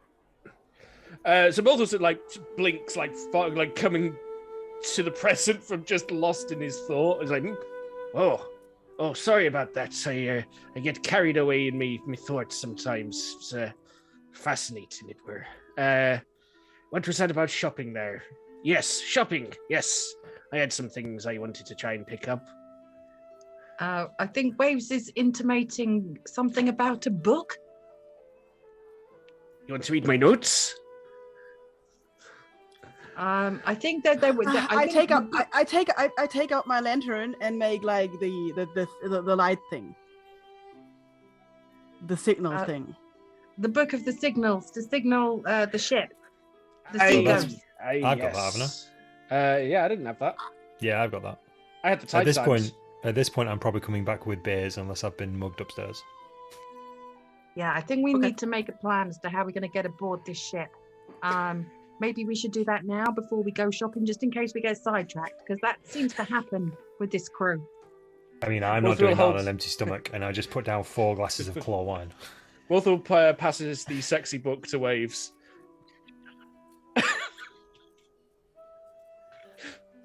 Waves takes it. I just imagine Waves kind of like this. I just, who knows? I'll take it again. Maybe I overlooked something. Who knows? It's okay with me. I turn to Brian. Why is the Kenku looking at smut? Well, sometimes every day's a school day. Maybe there's things to learn. I think she was more interested in the signals for the ship, but I mean, I'm sure this will come in handy at some point. Silver pulls a note out of his pocket. You mean this? Ah, yes, that's the one. And we know we need to find out what's happening with the sea ghost. We can signal it using this piece of paper and a lantern by all accounts, but I don't know how safe that is to do so. I think maybe coming up with a solid plan as to how we're going to find out what's on the ship, maybe take the ship if possible, without all hell raining down on us like it did in the mansion. Silver just looks over to Waves. He's just like, we're gonna take the ship. Like an excited child. Yes. He immediately unfolds the paper. I'll go over to my bag as well and I'll unhook the bag that's still got the golden candelabra sticking out of it. He unhooks the lantern. What was it called? Is it a bullseye lantern? It's a bullseye lantern, yes. Yeah, thank you. The bullseye lantern. And he brings it over to the table. And he unfolds the bit of paper that he took. And he points out that we've got potentially 3 commands. We have, is it safe, all safe, and bear with me while I scroll. Is it safe, all safe, and safe to unload, come to ship? Yeah. So one of those, I mean, if we say all safe or safe to unload, then if we're near, presumably they would signal this from the mansion, if we're near the mansion, or even if we go back to the mansion and try and find a suitable spot, we could signal the boat back and then hop aboard. You're assuming that there aren't going to be people waiting at the signal spot.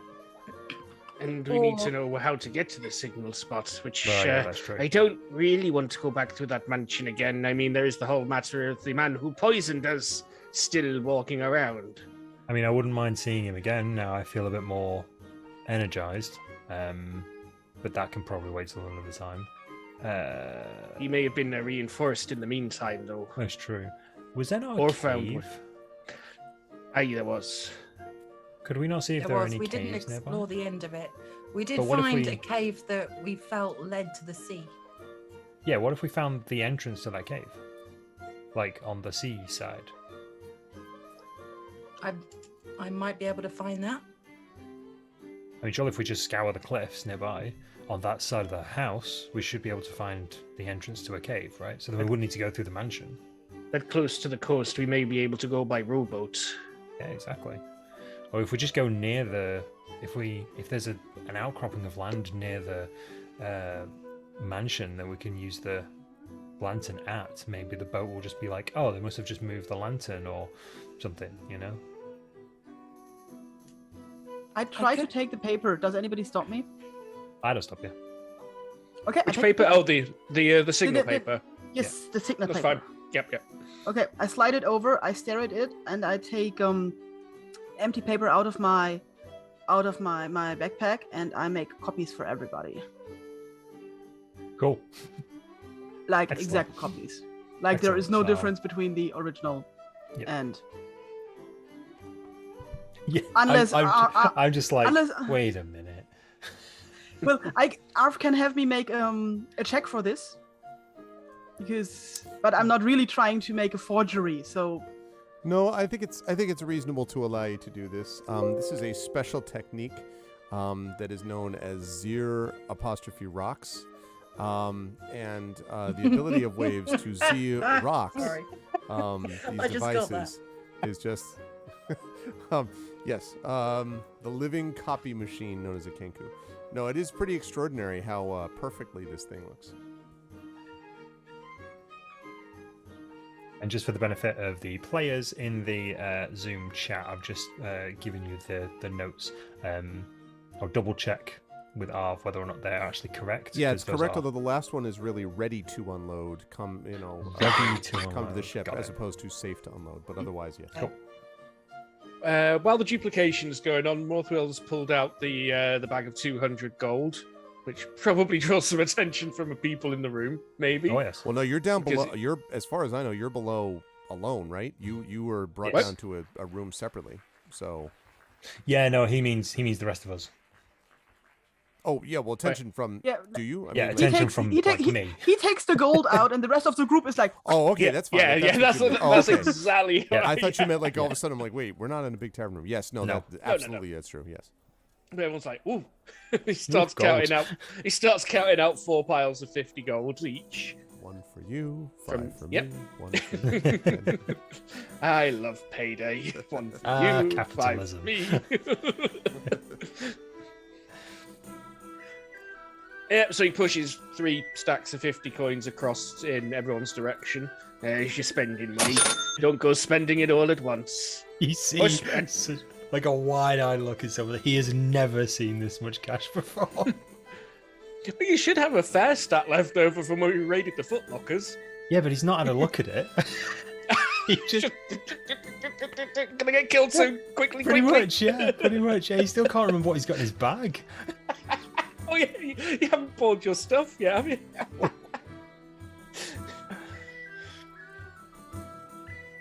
Yeah, well, okay, much obliged. So we've divided out the gold, which is great. We can get some equipment for our voyage, but I think we need to have a slightly more substantial plan than we're just going to use this signal and call in the ship. What if there were any people in the cave? What if somebody else sees the signal? What if the ship has recently been signaled and they don't have the loot on board? I think maybe we need to scope this out. And once we get on board the ship, what are we going to do then? Are we going to sail it away? What's the plan? Well, with regards to about getting the- on the ship, I may be able to whip up something to help us with our climbing. Mind, it will mean I won't be able to have me infusion on my shield, though. But generally speaking, I prefer not to be in a position where I can take a hit anyway. I can understand that. I'm going to think and from where we know the mansion was, we know that there was a cliff face that was directly underneath the mansion. We saw the picture of it. Yes. Can we kind of infer, judging from where we went down in the tunnels, we know where the cave was. The goat we heard went out towards the sea. Can we kind of infer a rough area on the cliff face? I would say probably you can take a pretty good guess at that. Yes. It's, you didn't actually see how far the caverns wound, the cavern passageways wound around, beyond a certain point. So it is possible that, where you would expect it to come out, it doubles back and ends up going, I don't know, 1,000 feet south of where you might expect or whatever. But, in general, it is a pretty good guess as to where it's going to come out. Yes, you would think so. Which means you could approach that. But if that's true, there's not much shoreline there. That's mostly the cave leading out to what would be the sea, which means an approach by boat or rappelling down the cliffs would be the other way to go down there. Okay. I'm going to turn to the others and say, I think it's best not to go into this quite as blindly as we did with the mansion.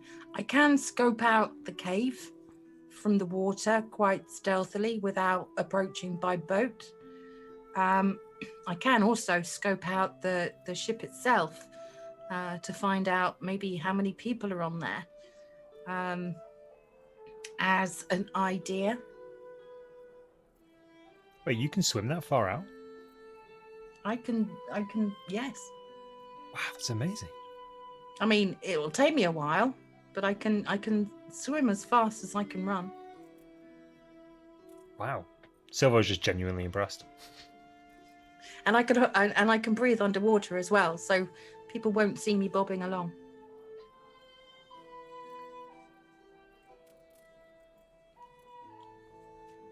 As an idea.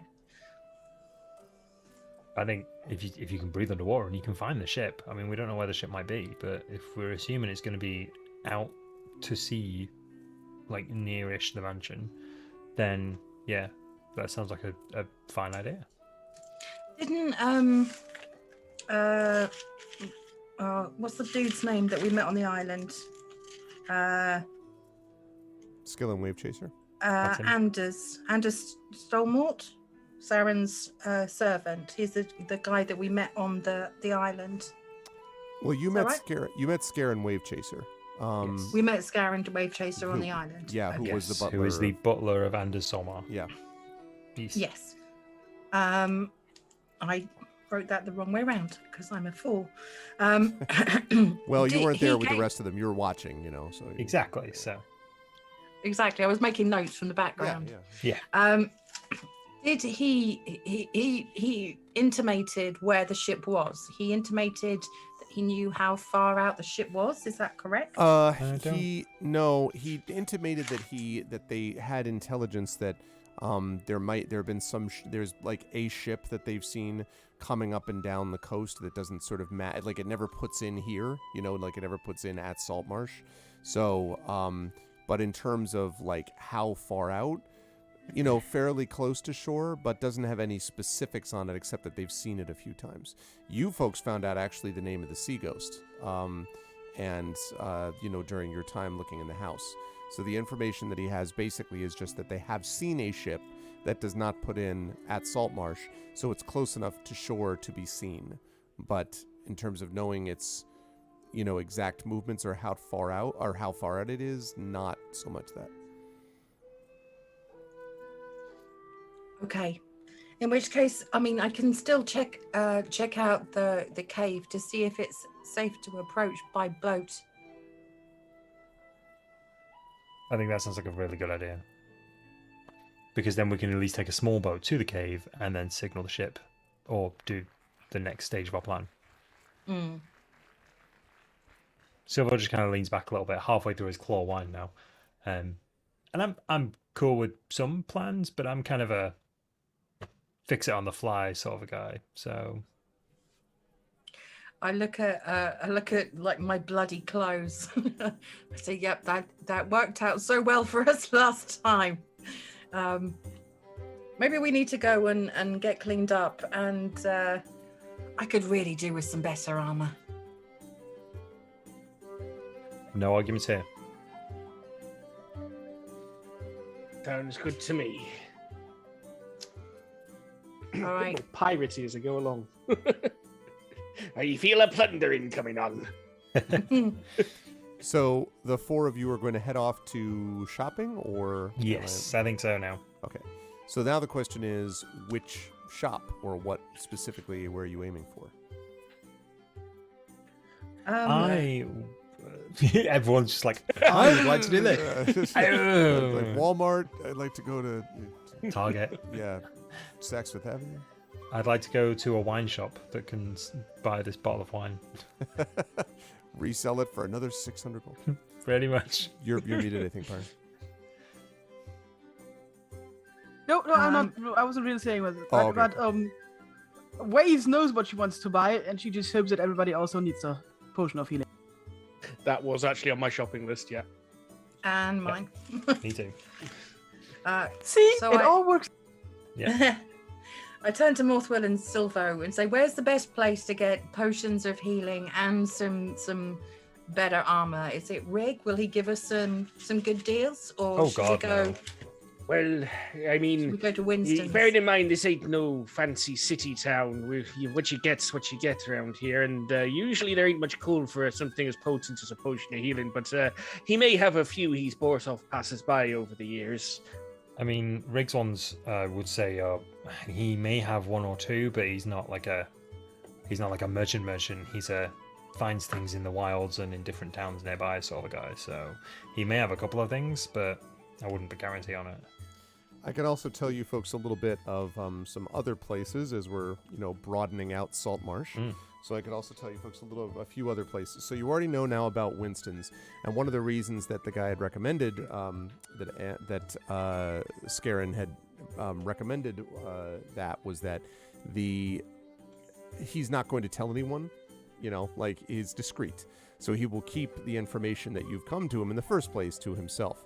Whereas, he doesn't necessarily know that about the other places, which doesn't mean that every place is out to get you. It's just letting you know that those things are there.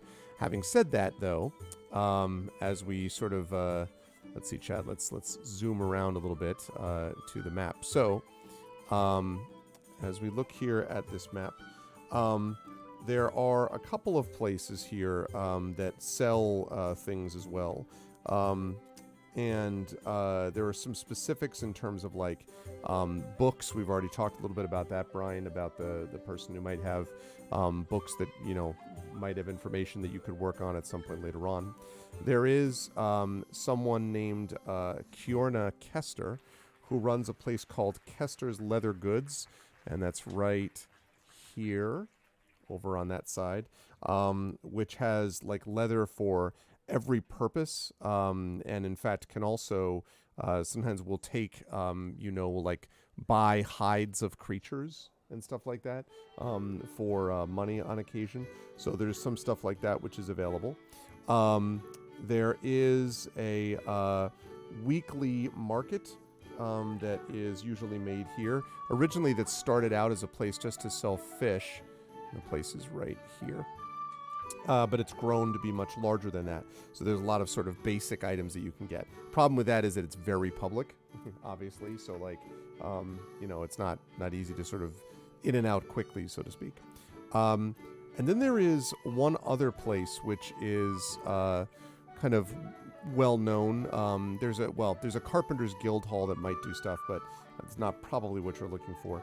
But the other thing that's fairly well known is there is in this place, let me find where that is. And Silvo, you happen to know this particularly because the Viper Sisters have asked you to stop by here on several occasions. This right here is known as the Faithful Quartermasters, and it is the Faithful Quartermasters of Ayuz. You don't know a lot about this, but you sure as hell know a lot about Ayuz, and it's obviously not good. But the one thing that this person, that the Faithful Quartermasters do have, is they have access to magic. And the person who runs this group is called Captain Zendros, who is a tiefling, actually, and who has magic items for sale, and it is rumored, Silvo, some of those magic items can be commissioned. There have been a couple of times where you've run errands and basically brought stuff or taken stuff from her to the Viper Sisters or vice versa. And, you know, she's definitely, she doesn't suffer fools gladly, but she's not as sort of dangerous looking anyway as the Viper Sisters. But anytime anyone involved with Ayos is involved, it's a little sketchy. Nonetheless, if you were looking for a place to actually commission magic items, like I want to get a particular thing, you have a sense that this person might be able to do it. But again, Ayos, so just, you know, buyer beware. And that's what you know in terms of places. You've got a market, you've got a leather place, you've got a place that sells wood items, you've got Winston, and then if you're able to find this person, Rig. Yeah. What does Winston specialize in? Just general. Thing he says, well, what he says openly is solid goods at an honest price. Mm-hmm. What he actually means is goods that you can't really get at the market without having a high tax upcharge. You know, things with like the serial numbers filed off, you know what I'm saying? Yes, yeah, absolutely.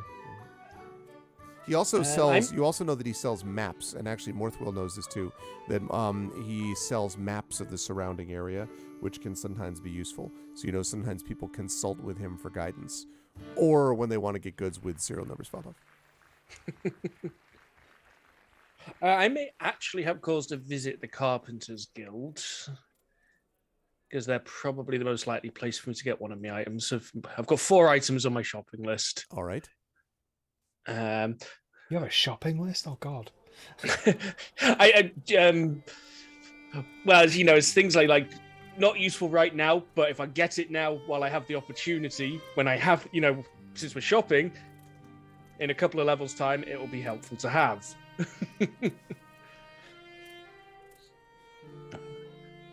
Okay, Silvo, Morthwell, you know these shops better than us. Where should be our first port of call? We all want potions of healing. I definitely want some better armor. I reckon if you're looking for potions of healing, Winston's probably the only chance in town, assuming he has any. And that's no guarantee, mind. Depends how many fell off the cart recently. I don't really deal with him myself, but his reputation's known. Maybe we should go there first. I'm just like, and if you have anything you want to get rid of, and I kind of lean the flap of my bag open and the big candelabra sticks out, then Winston might be the person to do that. Didn't see nothing, didn't hear nothing, don't know what you're talking about. Oh, you've seen his new sign.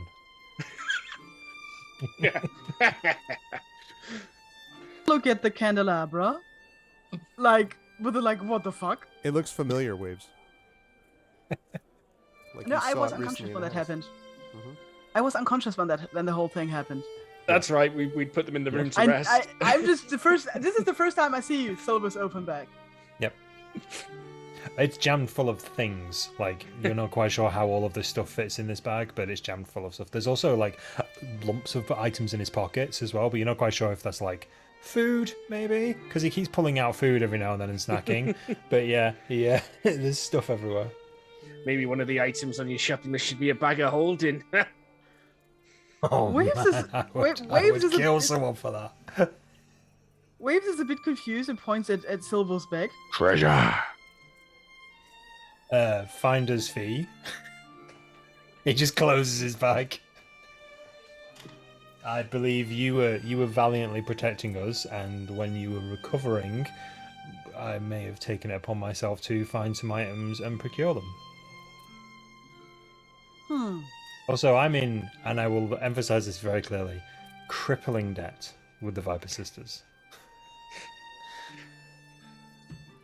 Wave seems to be a bit unsure about all of this. Sorry? I don't know. I didn't. Who Sorry. am I answering? Nope. This is interesting enough. I want to know how much he is in debt. You know, I'm actually not sure. That's never a good situation to be in. I just kind of work for them. I'll do errands and I jump when they say how high. I'm not at the point where I'm going to be doing any wet work for them anytime soon, so I'm not, an assassin. But I've kept eyes on people, I've ran errands, I've done messages, I've collected taxes from guards. They've got their fingers in a lot of areas of Saltmarsh, so they're not great people. How do you know when your debt's paid off? Silvo just kind of shrugs.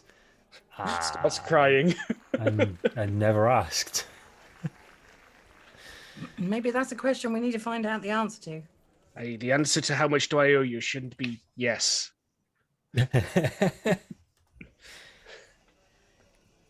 Okay. I'm hoping that this haul from this job is enough to set me straight. How likely do you think the Viper sisters are to try and involve themselves in this? Because they, no offense, have their hooks in you, which means they have a hook in the party, as it were. Indeed. I don't know. Maybe that's worth finding out the answer to before you tell them how much we're earning from this little mission that we're going on. I can set up a meet. I don't know. I mean, do they know that we're working with you? They're bound to. I feel like if the Viper sisters particularly had something they wanted to say about what they're doing, they'll make themselves known. And if they don't want to involve themselves, let's not involve them. Yeah. Generally, Silvo knows better than me, but I think we probably want to keep them as at arm's length as we can. Well, I agree. My plan was to buy a couple of bits and pieces, pawn a few things, and then take the remaining gold to the Viper sisters, maybe stash a little bit somewhere secret, and just say, this is the cut from this job. I'm off to do another one. Again, that seems like it's a deal with no end. You'll give them your cut from this job, and I'll have to do another one, and then you'll give them a cut from the next job, and without you can knowing tell how you much did not you owe grow them. up in this part of the world. Oh, I'm well aware how debts work, but normally when you pay off a debt, there's an end to it. Generally the end is if you don't pay the Viper sisters, you die. I understand the consequences of not paying them. However, a debt normally constitutes an actual amount rather than slavery. Yeah. It's one of the reasons why the Viper sisters have got so many agents in town. Noted. Okay.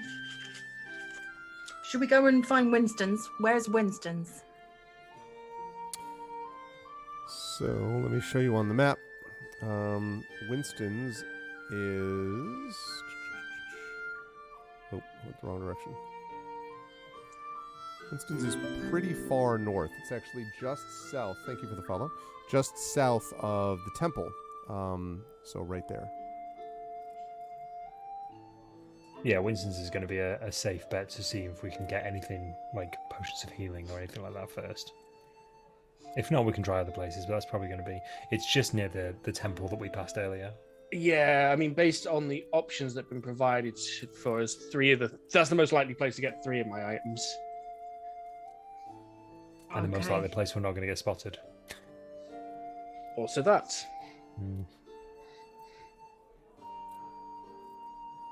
Okay, yeah, let's go there.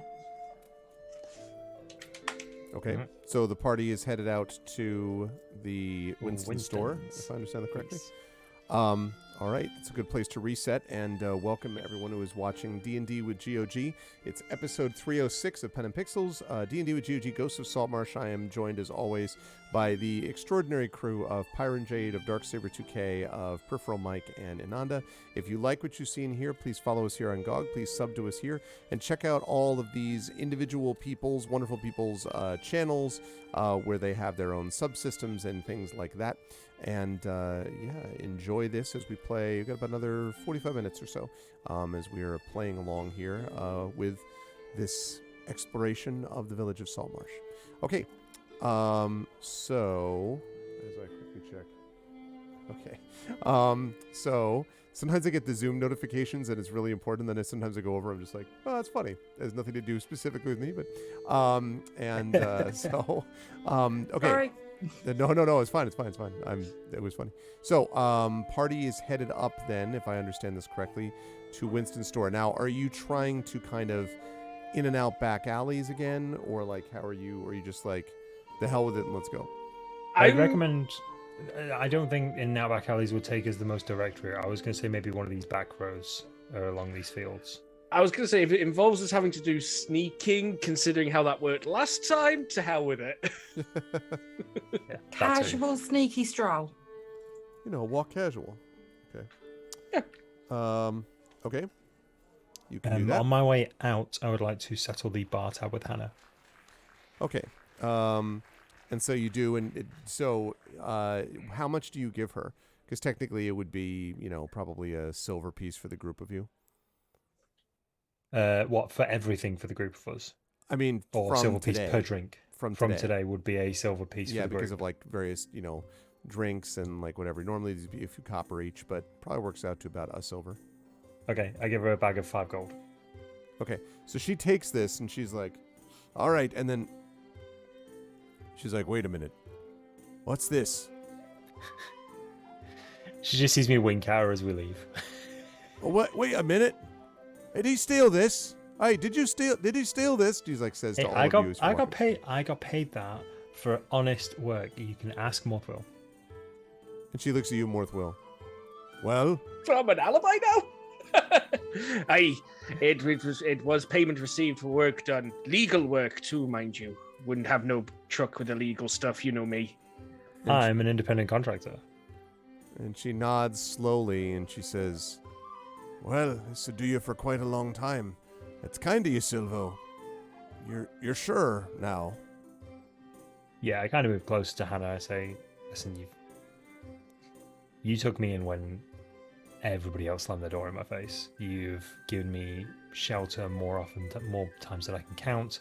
Given me food, and you've just given me friendship. So I need to repay that in any way I can. This is the start of it. This isn't, and I kind of laugh a little bit. This isn't a debt. This is me just paying my way. And she nods and she says, all right, Silvo. You take care of yourself out there, you understand? I kind of move in. I'll give her a hug and I'll whisper that she's probably the closest thing I have to family right now, and to look after herself. If she ever needs me, then she can definitely find me. And she says, well, all right, get out of here, you pirate. And she kind of turns.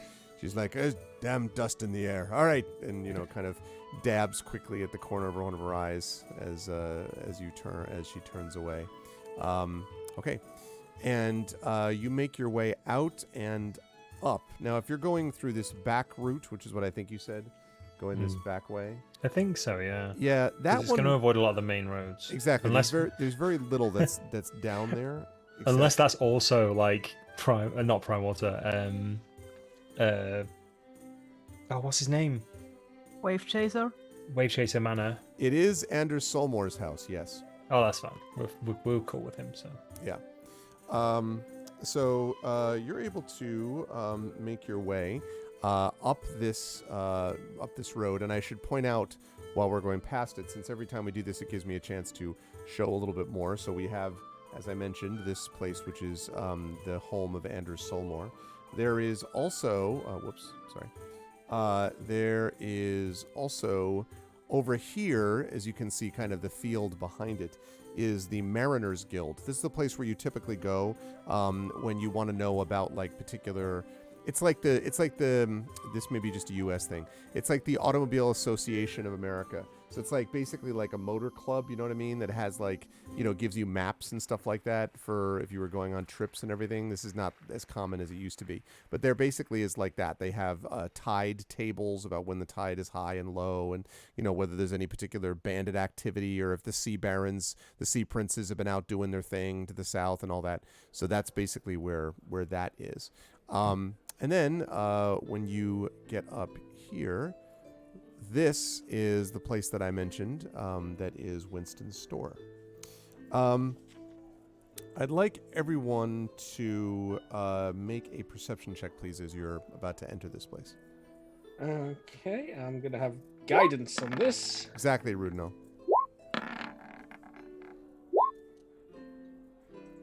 I'm rolling so terribly. So with guidance, I got a 15. Okay. So we got a 15, we got a 15, we got an 18, and we got... Okay. So yeah, so you are very focused, Brian, laser focused on your destination. Like, that's very, very important. I would say that Waves and Morthwill, you get this vague, sort of uncomfortable sensation of being watched, right? Everyone has had that feeling at some point. You get that sense, but as much as you look around in all directions and whatever, there's nothing obvious that you see. It is now starting to head towards probably early afternoon, I believe. So you can see still the sun glittering on the ocean, and everything seems normal, but you just have this kind of weird feeling. And Silvo, you in particular continue to hear occasional, like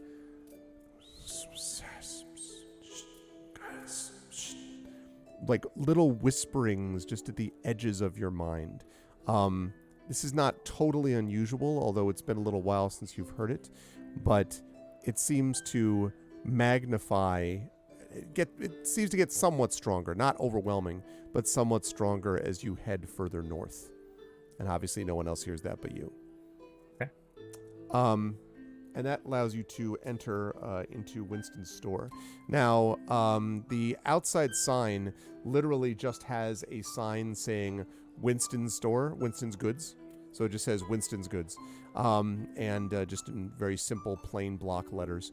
And when you walk in, you can see what is the opposite of an ostentatious place. It's pretty well organized. There are a lot of shelves on either side, left of the wall, right wall, on the left wall and the right wall, behind the large counter in front of you, against the back wall, more shelves. And it's very well organized and also very filled with all kinds of stuff. You can see what looks like maybe sacks of what might be grain or flour on the ground next to one of the shelves.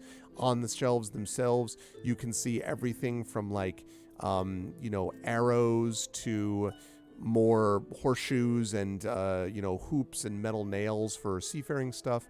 There are definitely coils of rope here as well, and you can also see some weapons hanging up in a rack along with a few suits of armor. And so a lot of stuff in this store, and it feels kind of like a general goods store. Might be that. And when you come into the store, there is the sound as the door opens, a little tinkling sound somewhere as of bells. And then someone comes out from behind the counter and, welcome, masters. It's a pleasure to see all of you. And you can see Winston, presumably Winston. Winston is a halfling, and he is of not elder years, but definitely a little bit past middle age, maybe. He's fairly stocky for a halfling, I would say. Not overweight or anything, but just fairly stocky, and skin a little bit darker. You can also see that both from his face and his hands, which are weathered and scarred with long years of travel, that this is someone who's been out there for a while. And in particular, there's a very long scar that runs along his left cheek. Old scar from many years ago, obviously. And so right now he is wearing a simple leather apron around his tunic and simple pants. Looks to be good quality. And he comes out and, yes, masters, it's a pleasure to see. And then he recognizes you and he says, well, I haven't seen you in here before, Morthwill. At least you haven't had cause to come and use my services previous to this. And Silvo, your employers I know quite well, of course. But you yourself, I've only seen around town. And of course, I don't recognize either of you, he says to Waves and to Brian. And he says, but I'm sure I'll make your acquaintance more now that you're here. A pleasure. What can I get for you and help you with on this fine day?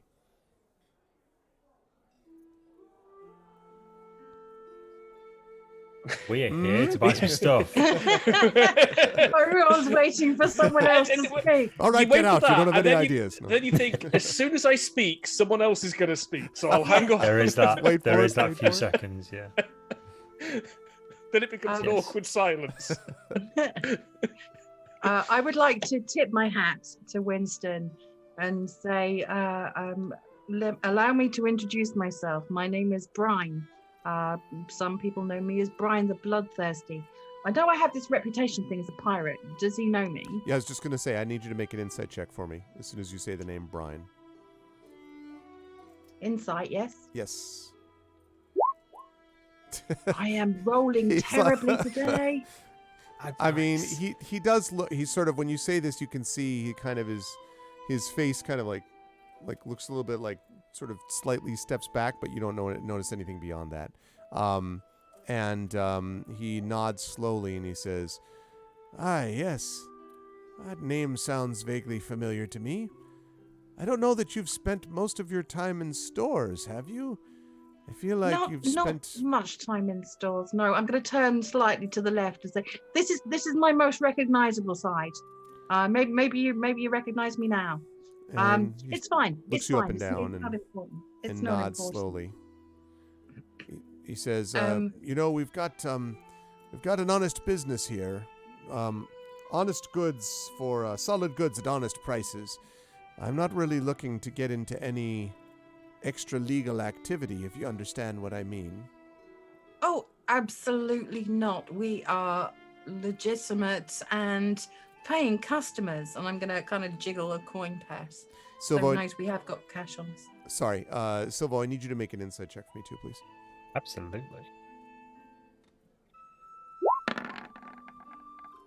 Yep, sounds good. So, Yep, sounds legit. And when you jingle the coin bag, he looks at it and he says, "I see. Well, I'm always happy to help those that have the ability to pay, and as you see, I've got plenty of items here for you. What is it that you might be interested in? Perhaps some kind of new outfitting. Those backpacks look like they need work, and well, those shoes." And he looks down at your feet, Silvo, and he's like, "Those shoes have seen better decades." I was hoping that you had some maybe some armor. I have some chainmail. However, I could do with something that's a little bit more robust. If you have anything that fits the bill.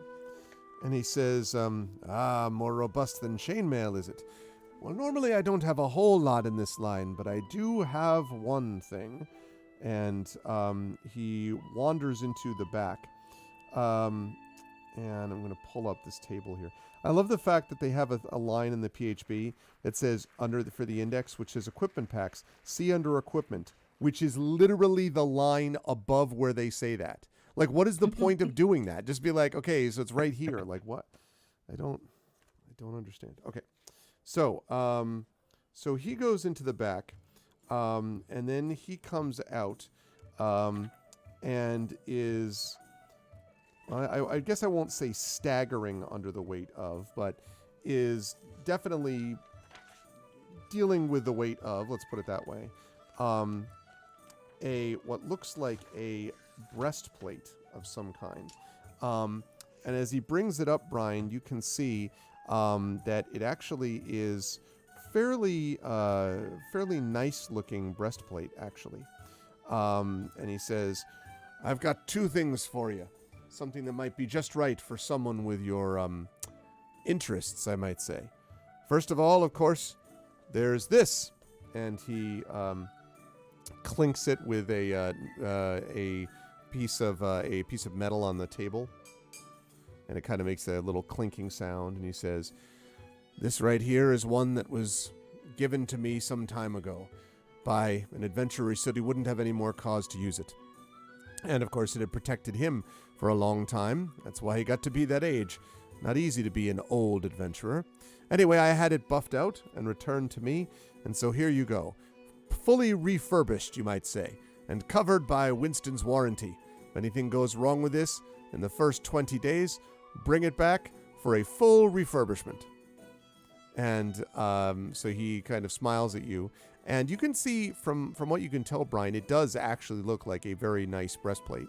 And certainly more protective than what you wear now. It might be a little heavy. And you're guessing it's not going to be cheap, even if it is refurbished. Okay, you said you had two things. May I inquire as to what the other might be as well? Well, the other thing is something that might be of use to you, and that's this. And he, from below the counter, he pulls out a suit of armor, which basically looks like there are these narrow vertical strips of metal, which are riveted to a backing of leather that normally is worn over cloth padding. And there is chainmail that protects the joints. This is better known as splint mail, and it's usually a step up from chainmail because these strips of metal are more protective than just the chains would be on their own. And he says, this one I had originally commissioned for a project, and then it turned out I had no cause to use the project anymore, and so now I've got this thing. I've wanted to basically clear it out of my store for a while, not because it's not any good, but, well, it takes up a fair bit of space, as you might see.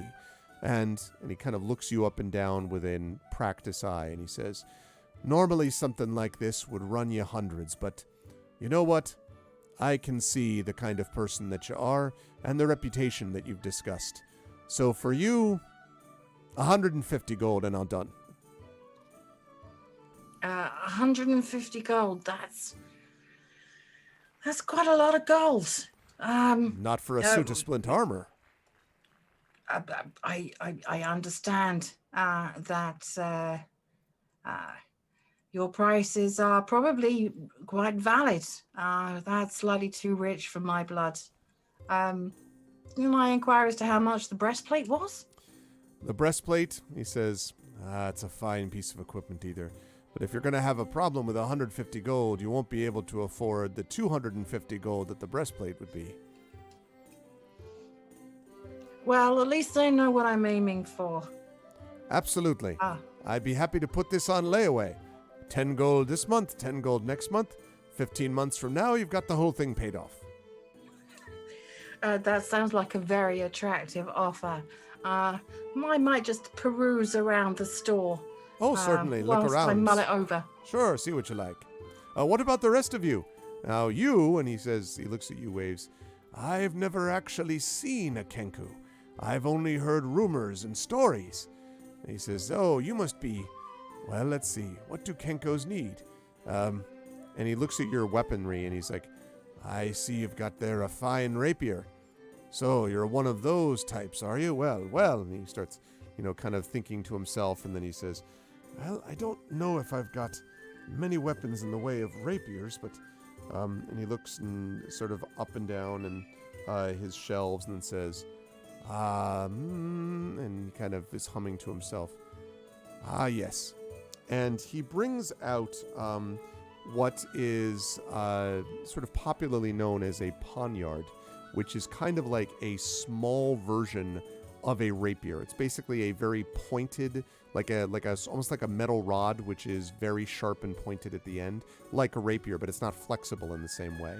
So it's often used as kind of like, and I don't remember the fencing name for this, maybe someone in chat does, but like there's a particular style, like rapier and poniard is used together like as a guard. So you use the one to guard and then the other one to attack.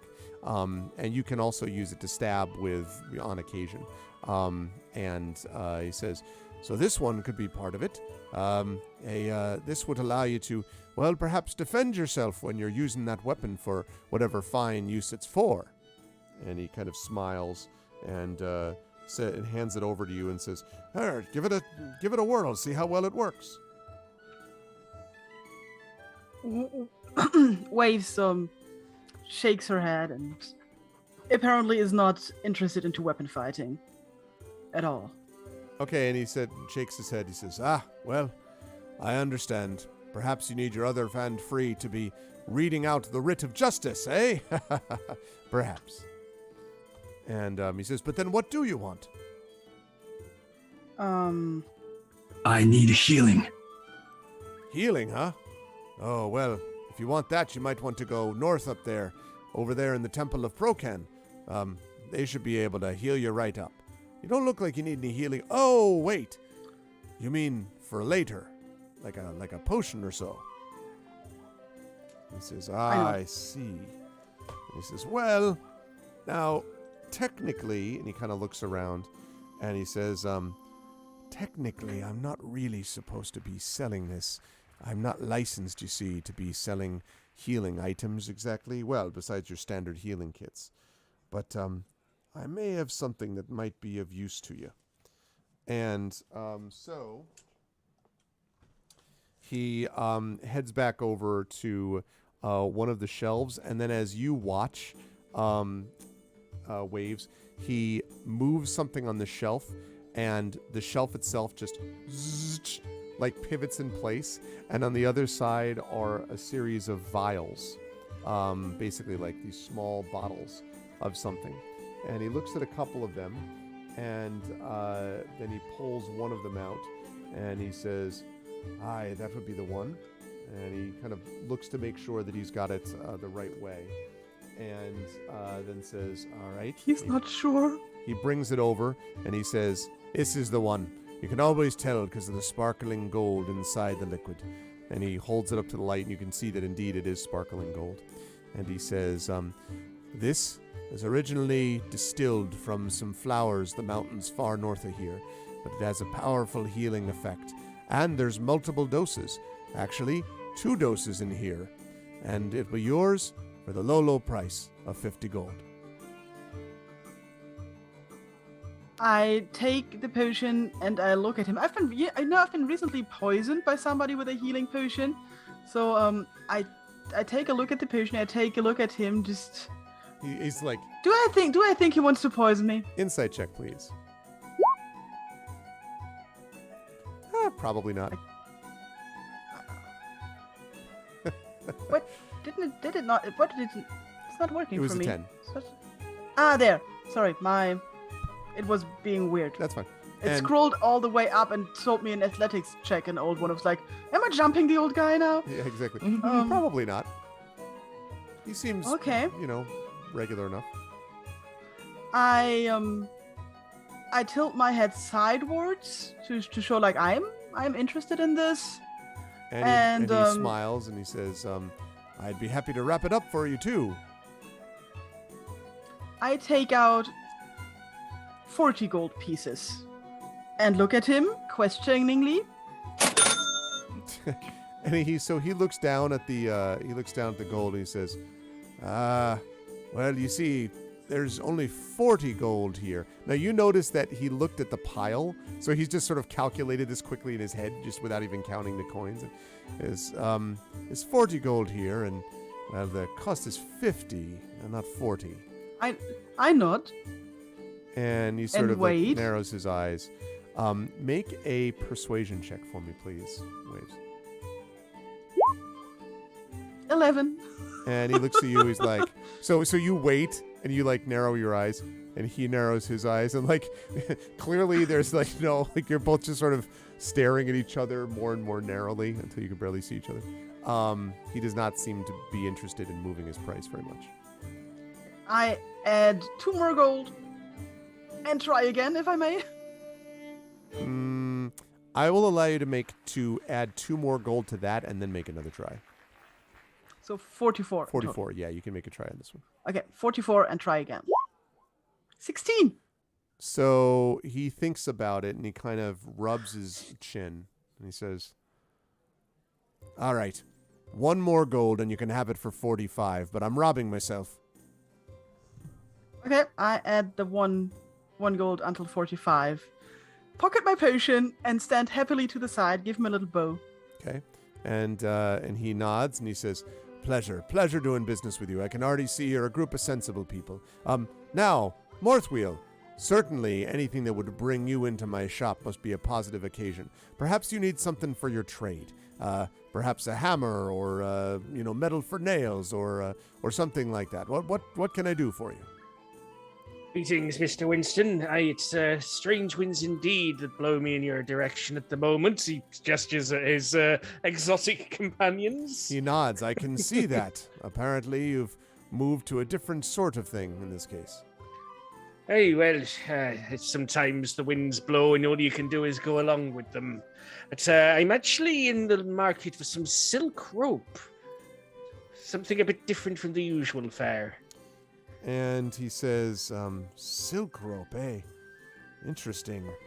Well, I might have something like that, I suppose. You know, hemp is often tougher, right? Aye, but it's not the right tool for this job. Otherwise, I'd be using that instead. You know, as dwarves, always the right tool for the job. Aye, that's obviously definitely true in my own experience. And so he heads back and looks at some of the shelves where there are many coils of rope, and he brings a few down, and you notice as he's bringing a few down that there's more than you thought was there, actually, like coils inside coils, like they're, and he's like going through until there's a lot of different sorts of ropes that are down there, and finally he pulls out the silken rope, and he pulls out something which looks like it is anyway, slightly shimmering, not magical, but just sort of reflecting in the light. And he says, all right then, and he brings down the rope, and he says, here you are. This is a 50-foot of silken rope, actually, and it's my last one. I used to have more of these, but it's much more expensive than the hempen kind, you understand. This right here is about 10 gold. Mothwell pops down one of the lenses on his goggle over his eye and starts praising the rope. Okay, let's have you make... What do I want to have you make for this?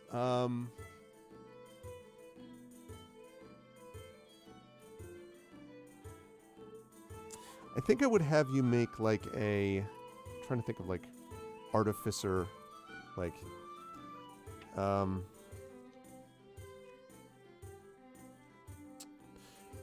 appraise maybe. Do you have an appraise skill? There's nothing listed on the character sheet for appraise, no. And there's nothing specific to artificers for that. Right. So make an intelligence check for me then. Okay. That I can do. 14. This seems like it's pretty good quality rope. It definitely is silk, not hemp. You can tell that for sure. And it looks to be in pretty good condition. There are sometimes where some, less than reputable dealers will sometimes basically twine together like silk threads but intersperse them with hempen threads, which is cheaper, and then try to sell it as silk. It's like the difference between gold and gold plated, right? Or diamonds and cubic zirconium, and so, but in this particular case, you're pretty confident this is actually silk. Hey, yes, it's the real deal, all right. Might have seen a few better days, though, but... That's how you know it was worked. Aye, until it didn't. he sort of nods and he says, well, but that's the past. Here you've got the present, and you have need of it. Aye, and well, you're clearly not hurting for the space, so I'll help you free it up for 7 gold. And he says, 7 gold. I see that all of you have this idea of trying to move things around in a certain direction. Surely artificing has been good to you. The management and the construction of things at the guild has been good to you, Morthwheel. Now, times these days, there have been fewer visitors. It's hard to maintain my stock. And, well, 7 gold, I could barely manage to keep myself in business if I started giving away gifts. Aye, well, business hasn't been as good as you might think. What's with the traditionalists trying to call the shots now and undercutting an honest, hard-working dwarf? 8 gold. And he sort of nods sympathetically and he says, I understand. This is why I try to stay out of politics myself. It's so difficult these days to be able to find an audience that really understands where you're at.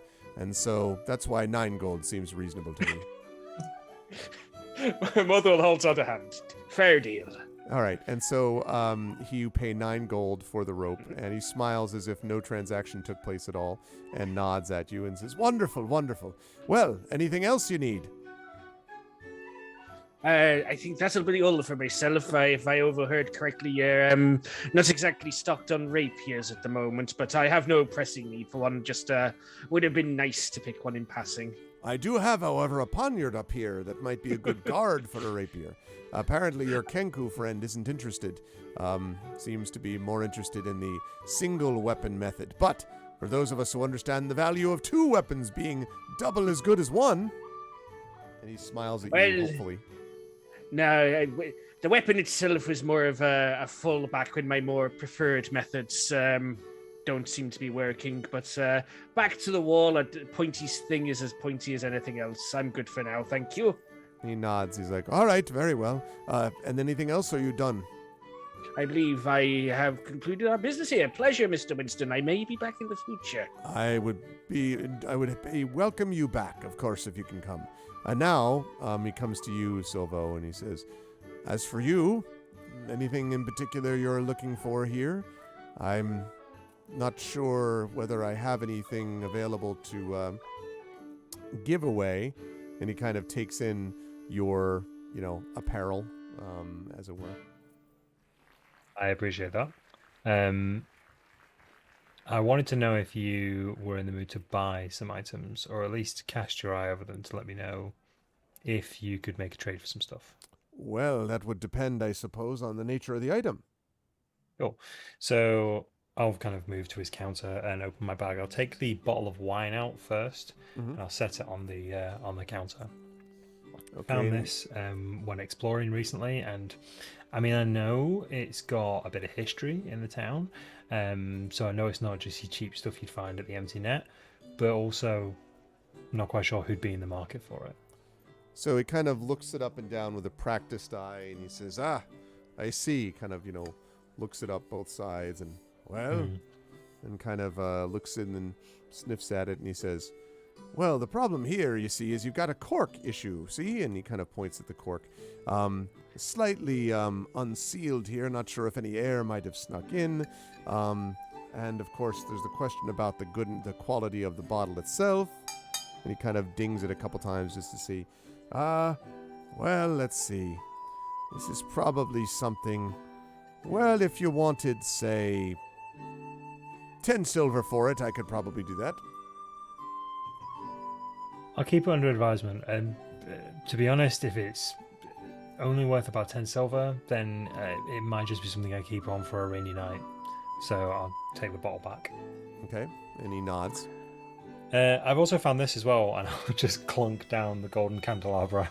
So this is a halfling, right? So the candelabra is literally covering, his whole, and he's kind of like, yes, this is you've got a candelabra here. You just found this, did you? Yes. And his gaze holds yours for a minute, Silvo. He's like, I see. And he looks back down at this and he says, well, it looks to be in decent shape, but you see, and he takes out a pocket knife, and he kind of scrapes along one side, and you can see a couple of bits of the gold flake off. And he says, that's the problem with these things. They all look good from a distance, but unlike my goods, they look different when you get up close. And he kind of points at it and says, this right here has been gold painted. I could probably give you, looks like it's not in too bad shape. 25 copper. Gold painted? The candelabra? That's what he says. Yeah. I'm going to take the candelabra back without saying anything. Can I examine where he's scratched just to see if it is actually gold painted? Yes. Make a perception check for me. Perception. 18. It does indeed look like it was gold painted, yes. As opposed to being pure solid gold. And now that you think of it, Silvo, this did feel a little light, now that you think of it, the fact that you're able to fit it into your bag. So. How much did you say you wanted for it? 15 copper. Oh, what did I say? Did I say that or 25 copper? I might have said 25 copper. I think I said 25. I think it was 25 you said. Yeah, 25 copper. I'll say 30 copper and it's yours. You can probably sell this on. And he kind of narrows his eyes. All right. And so he pushes across 30 copper to you, takes back the candelabra, puts it on the edge of his desk, on the edge of the counter, and he's like, I'll put some candles in that and maybe get some different kind of light in here. Anything else that you've found on your travels? No, not really. If you happen to come by anything of a more exotic nature, maybe with some magical properties, I would be interested in maybe finding some bits and pieces. And he nods. He says, well, if you're interested in that, I will see what I can find myself. You could also stop by the Faithful Quartermasters of Ayuz. Yeah, that's exactly what I was thinking, but it's the other side of town, and I thought, we're already here. I have, we have worked together in the past at least a couple of times. So yeah, I didn't know if you might have found anything or been sold anything on your travels. Oh, don't get me wrong. There's all sorts of things that I've been sold over the years. And I do have a few. And he kind of looks at you and he says, yes, perhaps this might be something worth your while. And he goes into the back room behind the counter and then comes out a moment later, and he's holding a pure crystal orb, is what it looks like. Quite pretty, actually. And it's an uneven orb in the sense that the bottom is flat. It's almost like a paperweight. The bottom's flat and the top is curved. And he says, this might be of some value to you. And he puts it down on the counter and he says, go ahead and take a look in it. I will take a look at it. So when you look at the top of the orb at first, or the crystal, at first you don't see anything. And then quite suddenly, as if you were looking at a dream or something like that, you can see a storm-tossed sea appear in the orb. And there is a ship on the sea. And as you are watching, fascinated, the ship comes sailing up in your direction. And then just as it's getting larger and larger, several massive tentacles from below the ocean's depths come up above the surface and encircle the ship. And with a terrible, there's no sound, but you just see it cracking as the ship is brought underneath. And then, as you're watching, one of the tentacles flails up again, right towards you. And then as you kind of lean back again, the orb is clear again. And standing behind the counter, he stands looking at you. Winston stands looking at you and says, well, what do you think? What exactly is this? Well, as near as I can tell, it's a seeing orb, but it shows something different to everyone who looks in it. Now, I was watching you. It looked as clear as it does to you probably right now, but it responds to something in the person. Can't say what it is, but it's a fascinating parlor trick, and maybe it could be of use as well, because if it's true that it does prophesy, well, might give you a good way to avoid a dagger being specifically aimed at your heart, say, or perhaps could tell you which dungeon is more dangerous than the other. These are important things here for adventurers. I kind of put my hand on the orb and so I could maybe know what happens before it happens. He says, precisely. And if you know what's coming up ahead of you, well, as they say, knowing's half the battle. How much is it? And so he looks at it and looks up at you. And then he says, hold on as I'm gathering information. He looks at it and then he says, well, normally this would be extraordinarily expensive. But you see, I've been looking for someone to be able to test this for me. Now, I can't actually have them test it, well, totally free of charge. So what I would suggest is what we call here a leasing opportunity.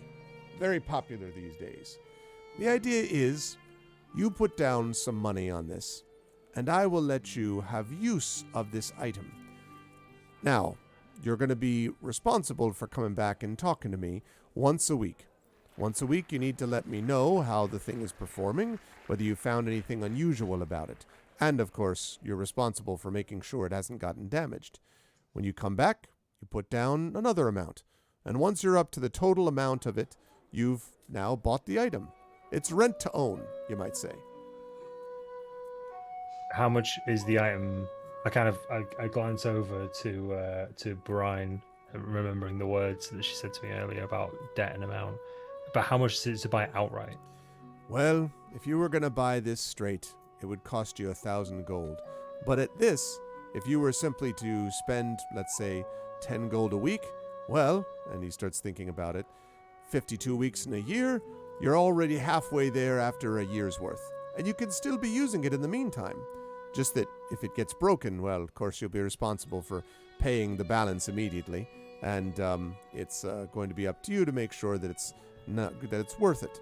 And, of course, if you decide after a few weeks that it's not something that you want to use anymore, well, you simply bring it back to me and no harm done. I mean, keep the gold, of course, but, no harm done otherwise. I will think about that. You said you might have some other items as well? He says, well, I have a couple. There is, for example, and he looks up, I've got another one of these potions that I just sold to your honorable Kenku over there. And he brings out another potion that's got this gold sparkling liquid in it.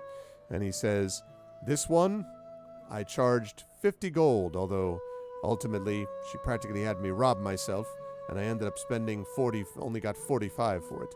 Nonetheless, it's a healing potion. It's the last one of the lot that I've got. I also have this, and he pulls down another vial, and he says, this here is a very potent antidote. Any kind of poison that you might find yourself having, well, this will take care of it. Or at least, if it won't, you got bigger problems than just the poison. There are 2 doses in this antidote. All right, I'll keep these in mind. I'm looking very suspiciously at the orb as I kind of back away from the counter. Okay. But thanks for taking the palaver off my hands. I appreciate it, Winston. It's my pleasure. And hopefully you'll have a chance to check out this orb. And he last turns to you, Brian, and he says, well, you had a chance to think anything about the armor that I offered? The armor is very tempting. I'm also interested in that potion of healing that you have. However, I'm also wondering, do you have a lantern of any kind? He says, oh, certainly. I've got a hooded lantern, I've got a bullseye lantern, and, of course, your regular plain old lantern. All given, of course, Winston's warranty. How much is your hooded lantern? The hooded lantern for you, 6 gold. Okay.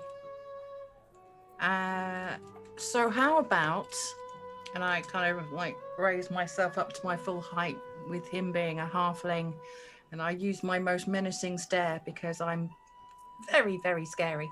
How about you sell me this healing potion and the lantern for 45 gold? And he looks up at you and does a couple of mental calculations, and then he's like, 45 gold, 6 gold, 50 gold. And he kind of says, remember, the 45 was already a discount for your Kenku friend over there. I should be asking you for 55. He said, however, because I can see you're a person who it's good to do business with, how about 52 gold for both? How about 45? 45 gold? Ha! I don't have that kind of money. This isn't a charity organization. Now, if you want to push this whole, going up further, Brian, you can try to intimidate. Be aware that intimidation will have consequences regardless, but you can certainly try to intimidate if you want. I'm gonna push it up to 47, and I'm gonna try and intimidate him. All right. Let me have you make an intimidate check, please.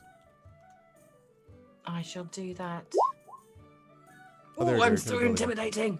So he's like, all right, take it easy. Well, you're friends here, Morthwheel. I'm surprised. I always thought of you as being more straight ahead. All right, 48 gold then, and that'll be the lot. Okay, I hand over 48 gold.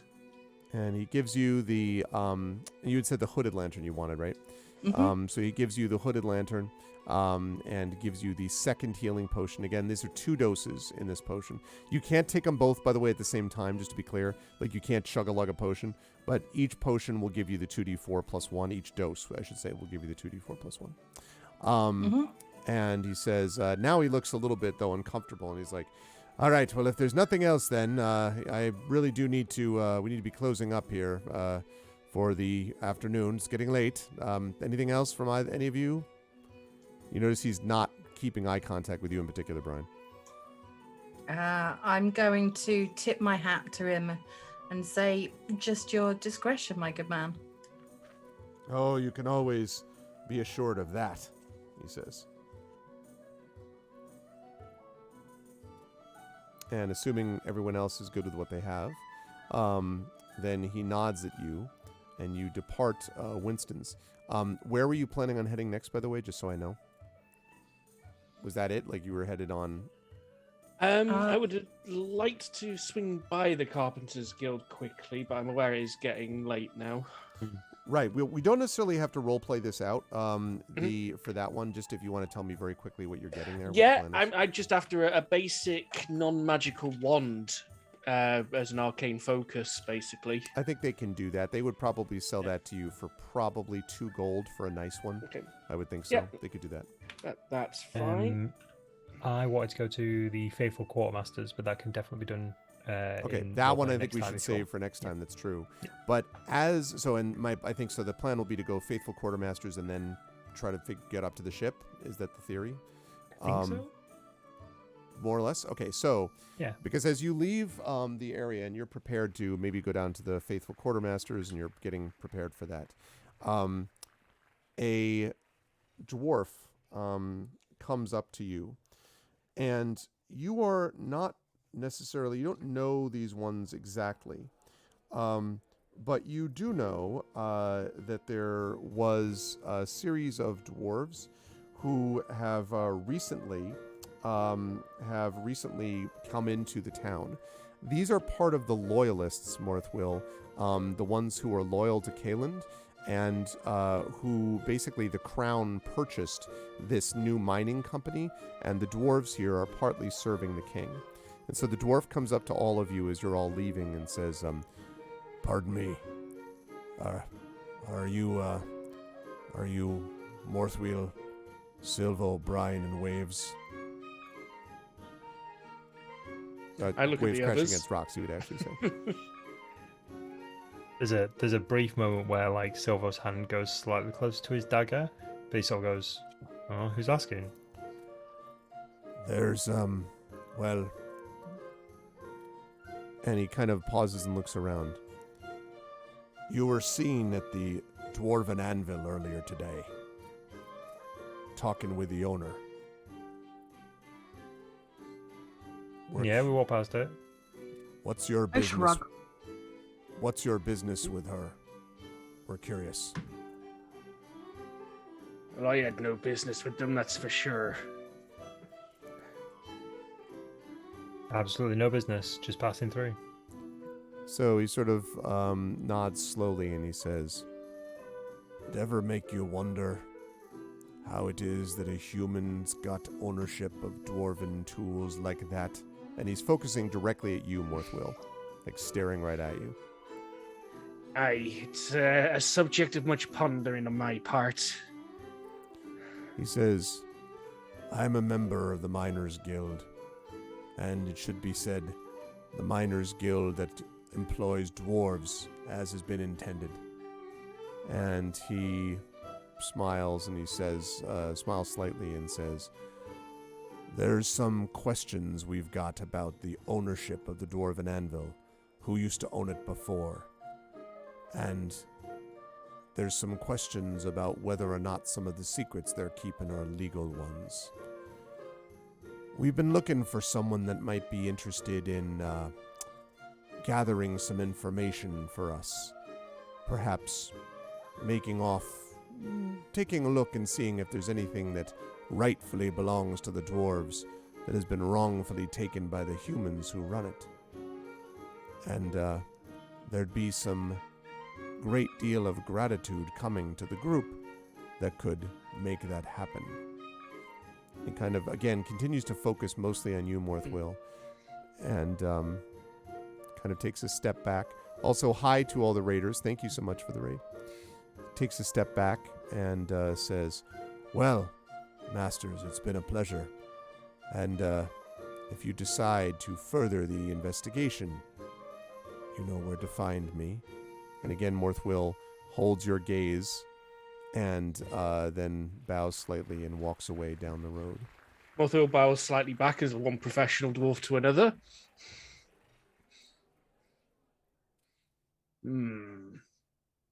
But I don't know about you folks, and I can't force you to do it, but I am greatly interested in finding out what has gone down at the Dwarven Anvil. I mean, we're already sticking our nose in a lot of other people's business. Why not the dwarves? Well, we also know that there is definitely a connection of some sort between the Dwarven Anvil and Proudwater. Did I get his name right? Primor. Got it written down somewhere. Primor, damn it. Yeah. Yes, that person. I think the more information that we have, the better. And I quite agree that there's something going on there. We're in a town where information is primarily power, so it can't hurt to have a little more on our side. We're currently knee-deep in politics, and I'm shorter than you three.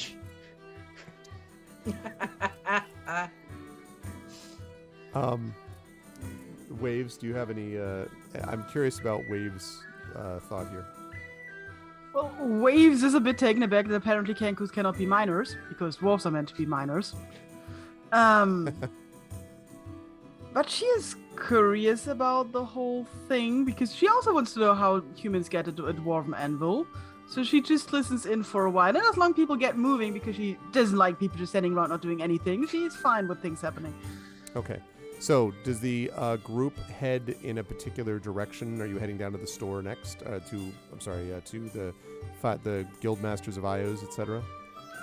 I believe that is the destination. I think so, yeah. Yeah, I think so. I don't have any disagreement with that. All right. Yeah, same here. So you make your way down the road, and I think there is a moment, a cutscene, if you will, where the camera pans back, and as the party of Waves Crashing Against Rocks, Morthwill, Silvo, and Brine are walking along, they pass by a house, and unseen, they are watched by the dwarf to whom they had spoken. He has his arms crossed and is watching them with eyes that glitter with interest. And that is where we are going to bring this session to a close.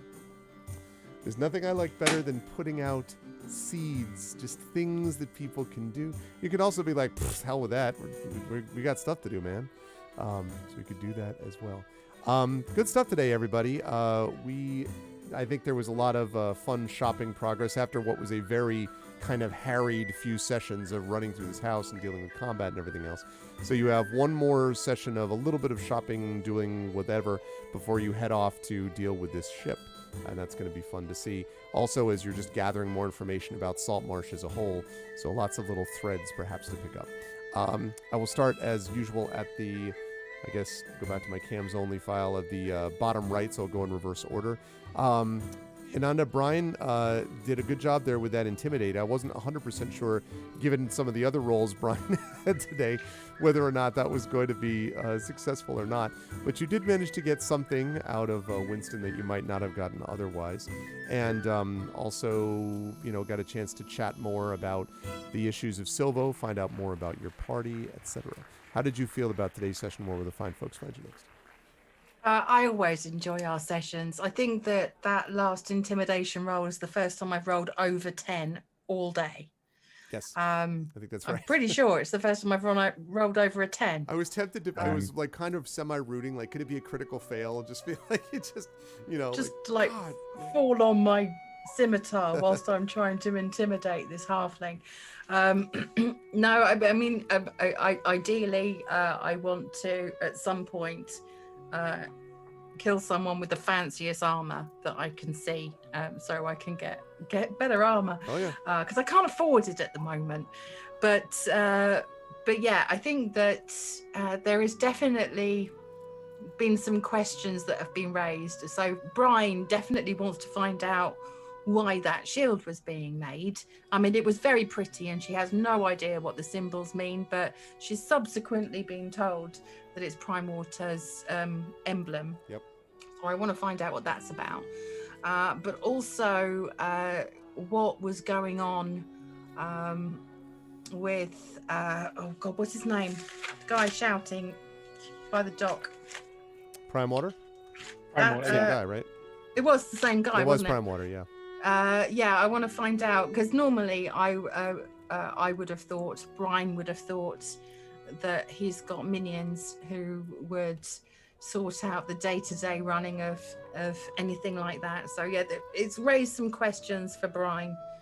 But I'm very conscious of having gone fairly blind into the mansion and then kind of backtracking to try and help keep the party safe. I think that Brian wants to make sure everyone's safe, but yeah, there are some shenanigans that she wants to delve into. Mm-hmm. And more information coming about that soon. Where will the fine folks see you next, Ananda? I am streaming on my own channel for the rest of the week. Tomorrow I am playing some Mass Effect 3. Thursday, Valheim. Friday, I'm actually doing a reading stream. I'm carrying on reading the next section of Bram Stoker's Dracula, as Nice. that was redeemed in my channel. Saturday, I'll be back over here on GOG. Game to be decided. The winter sale is so extensive and brilliant. I spent a good hour before D&D today looking through the sale, and I'm not even on page 7 or 8. So I haven't decided what I'm playing on Saturday yet. But yeah, I'll be back here on Saturday. Good stuff. Always a pleasure. Thank you, Nana. And we will see you as part of this next month as well. And yeah, happy holidays if I do not talk to you before then. Yeah, thank you, Angie. Moving right on up the line. Mike, a couple of interesting things for Silvo here. That I liked that chat between you and everyone else, sort of talking a little bit about what it was. Morthwill gathering some information about Silvo. Silvo coming more clean than before. And, of course, the relationships with Hannah and some of the other people in town. And, of course, you know, the implications of some of these people that they know. I'm very much looking forward to, for example, for the party to talk to the fine masters of Ayuz, because that's going to be good times. So there was a lot, I think, that was done in that regard. And, of course, the general shopping that was done. How did you feel about today's session, Mike? Where will the fine folks find you next? I absolutely loved it. As always, I absolutely adore these sessions. The Talisman ones, the D&D ones, just playing with this group, members of this group and yourself, just absolutely scratches a soul itch that I've always had. To be honest with you, it gives me a really nice, content, warm feeling. And I can't wait for the next one. I hope everyone has fantastic holidays, has a really good break if you're having a break, etc. And just, you know, recharge, reset, and head into 2022 being the best year for you it can be. Where people can find myself, I'm going to be playing at some point this week some lo-fi gaming. I'm going to be playing some unpacking. I never played unpacking before, but apparently it's incredibly chill. I've heard good things about it, yeah. Yeah, it will also scratch the itch that I have in regards to moving furniture and packing things away, which is, as anyone who's followed me on social media recently, moved my setup 45 degrees to the left, and that took approximately 4 days, but it's done, which I'll get back to one day if I ever get out of this dungeon. These torches are really good, aren't they? They've been burning for ages. Quality, yeah. Yeah, really good. Yeah, absolutely. So yeah, that's pretty much it. If you want to follow me or any of my shenanigans, I'm Peripheral Mike at all kind of social media outlets. Good stuff. Always a pleasure, Mike. Thank you. And yes, again, happy holidays to you as well. And moving right on to, of course, Dark Saber 2K. Saber, Morthwill, you know, we had a couple of really interesting things here, I think, for Morthwill specifically, not only because of Morthwill's knowledge of the village and some of the people that you actually know, but also, but the couple of things that are sort of unique to dwarves and then 2 craftsmen, so we had the crafting situation with the dwarven anvil and the human, obviously, that we've talked about quite a bit, so there's that. And you had a little bit of knowledge of the fact that these people had been here for a little while. And then also the dwarf at the very end there came up and was focusing all their attention on you, this is something that dwarves should be doing, and also you're a craftsman, this, that. And so there was a lot of emphasis on stuff that was specific to particular aspects, let's say, of Morthwill's background. How did you feel about today? Where will the fine folks find you next? It was a lot of fun. And again, big thanks to you and the entire group, because it's been absolutely great today. I really, really loved it. Lots of good RP going on all around. So yeah, really, really fun. And let's see what happens next time, really. So we've got some stuff. I'm laying the groundwork with Morthwill now for the level ups that I'm going to be picking. And we're going to be seeing some interesting things not too shortly, I think, with what I've got planned. Mm-hmm. So, yeah.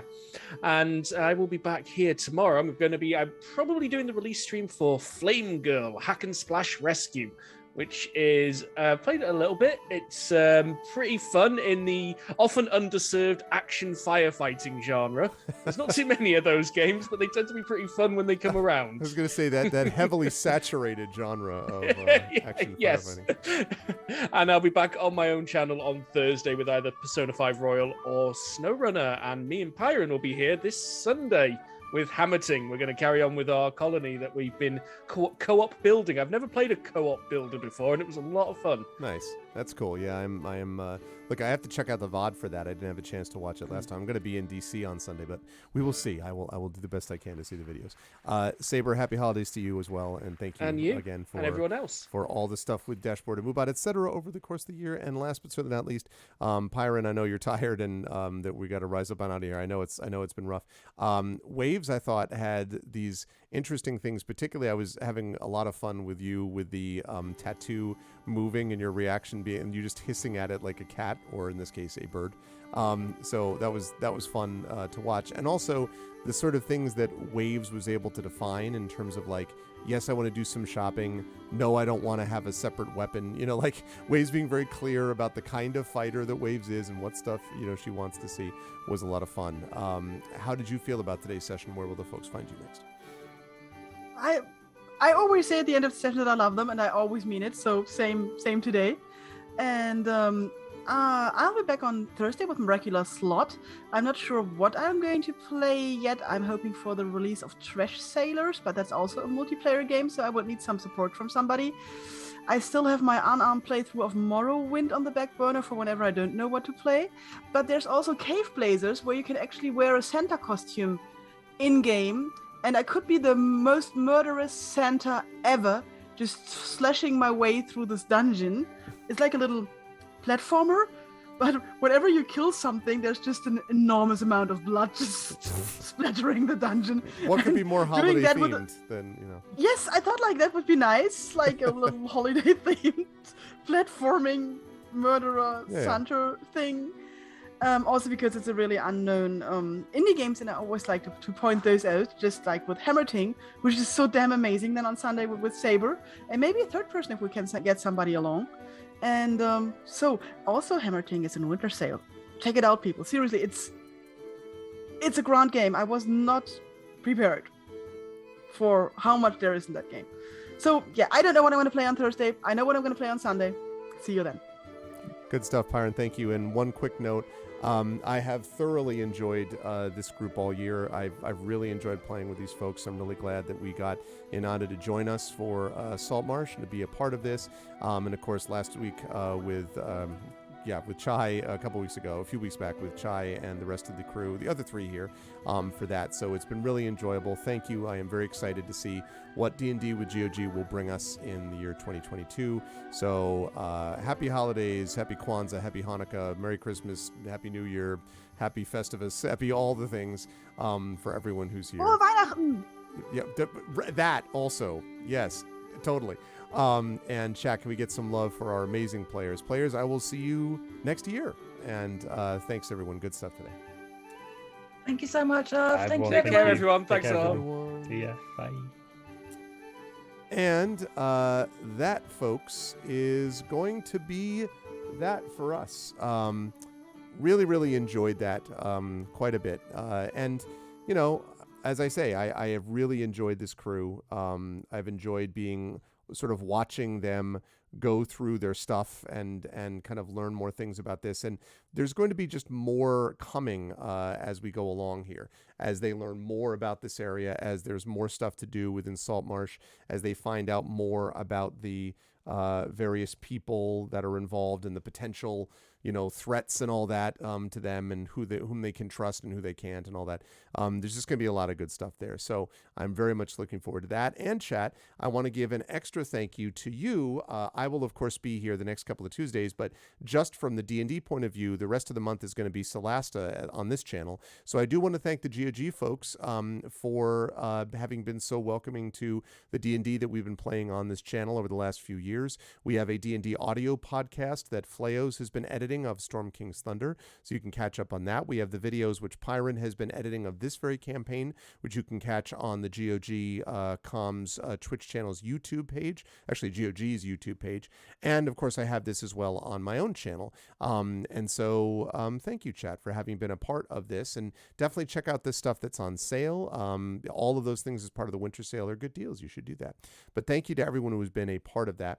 Lastly, I do want to mention that I'm going to be, I think that we're done today on this channel. So on my channel, in about a little over a half hour, about 40 minutes or so, we're going to be we're going to be launching one of my favorite events, honestly, of the year, and that is a reading of A Christmas Carol with my voice team, the Our Vocalists. This is always a ton of fun, lots of laughs, and lots of both joy and sadness. It's a wonderful story. It is just a spectacular story, one of the best ever written, and my favorite story. And you'll get a chance to actually see that happening tonight at 8:15 p.m. Eastern. Otherwise, I will see you back here next Tuesday for Pen and Pixels and some more Solasta Crown of the Magister at 4 p.m. Eastern. That's right. I have the director's cut, but Pyron produces the cinematic version. That's exactly right. But I want to thank my players and thank all of you for supporting D&D over the past year, and thank everyone for being a big part of this channel and for supporting me as a streamer and supporting the GOG streamers as a community and the GOG family. It's always a pleasure to be streaming on this channel and a pleasure to be doing D&D with them as well. So please follow the channel, subscribe to us here on GOG.com. Please check out the YouTube channel for those things that I've mentioned, for the videos, etc. And please click through to our individual channels because of all the various things that we do there as well. Otherwise, thanks for watching, everybody. Much love to my players and much love to all of you. I will see you folks on my channel tonight or on this channel next Tuesday for more Pen and Pixels, and next year for more Talisman Adventures and, of course, more D&D with GOG, Ghosts of Saltmarsh. Until then, everyone, please be good to each other. Night for now.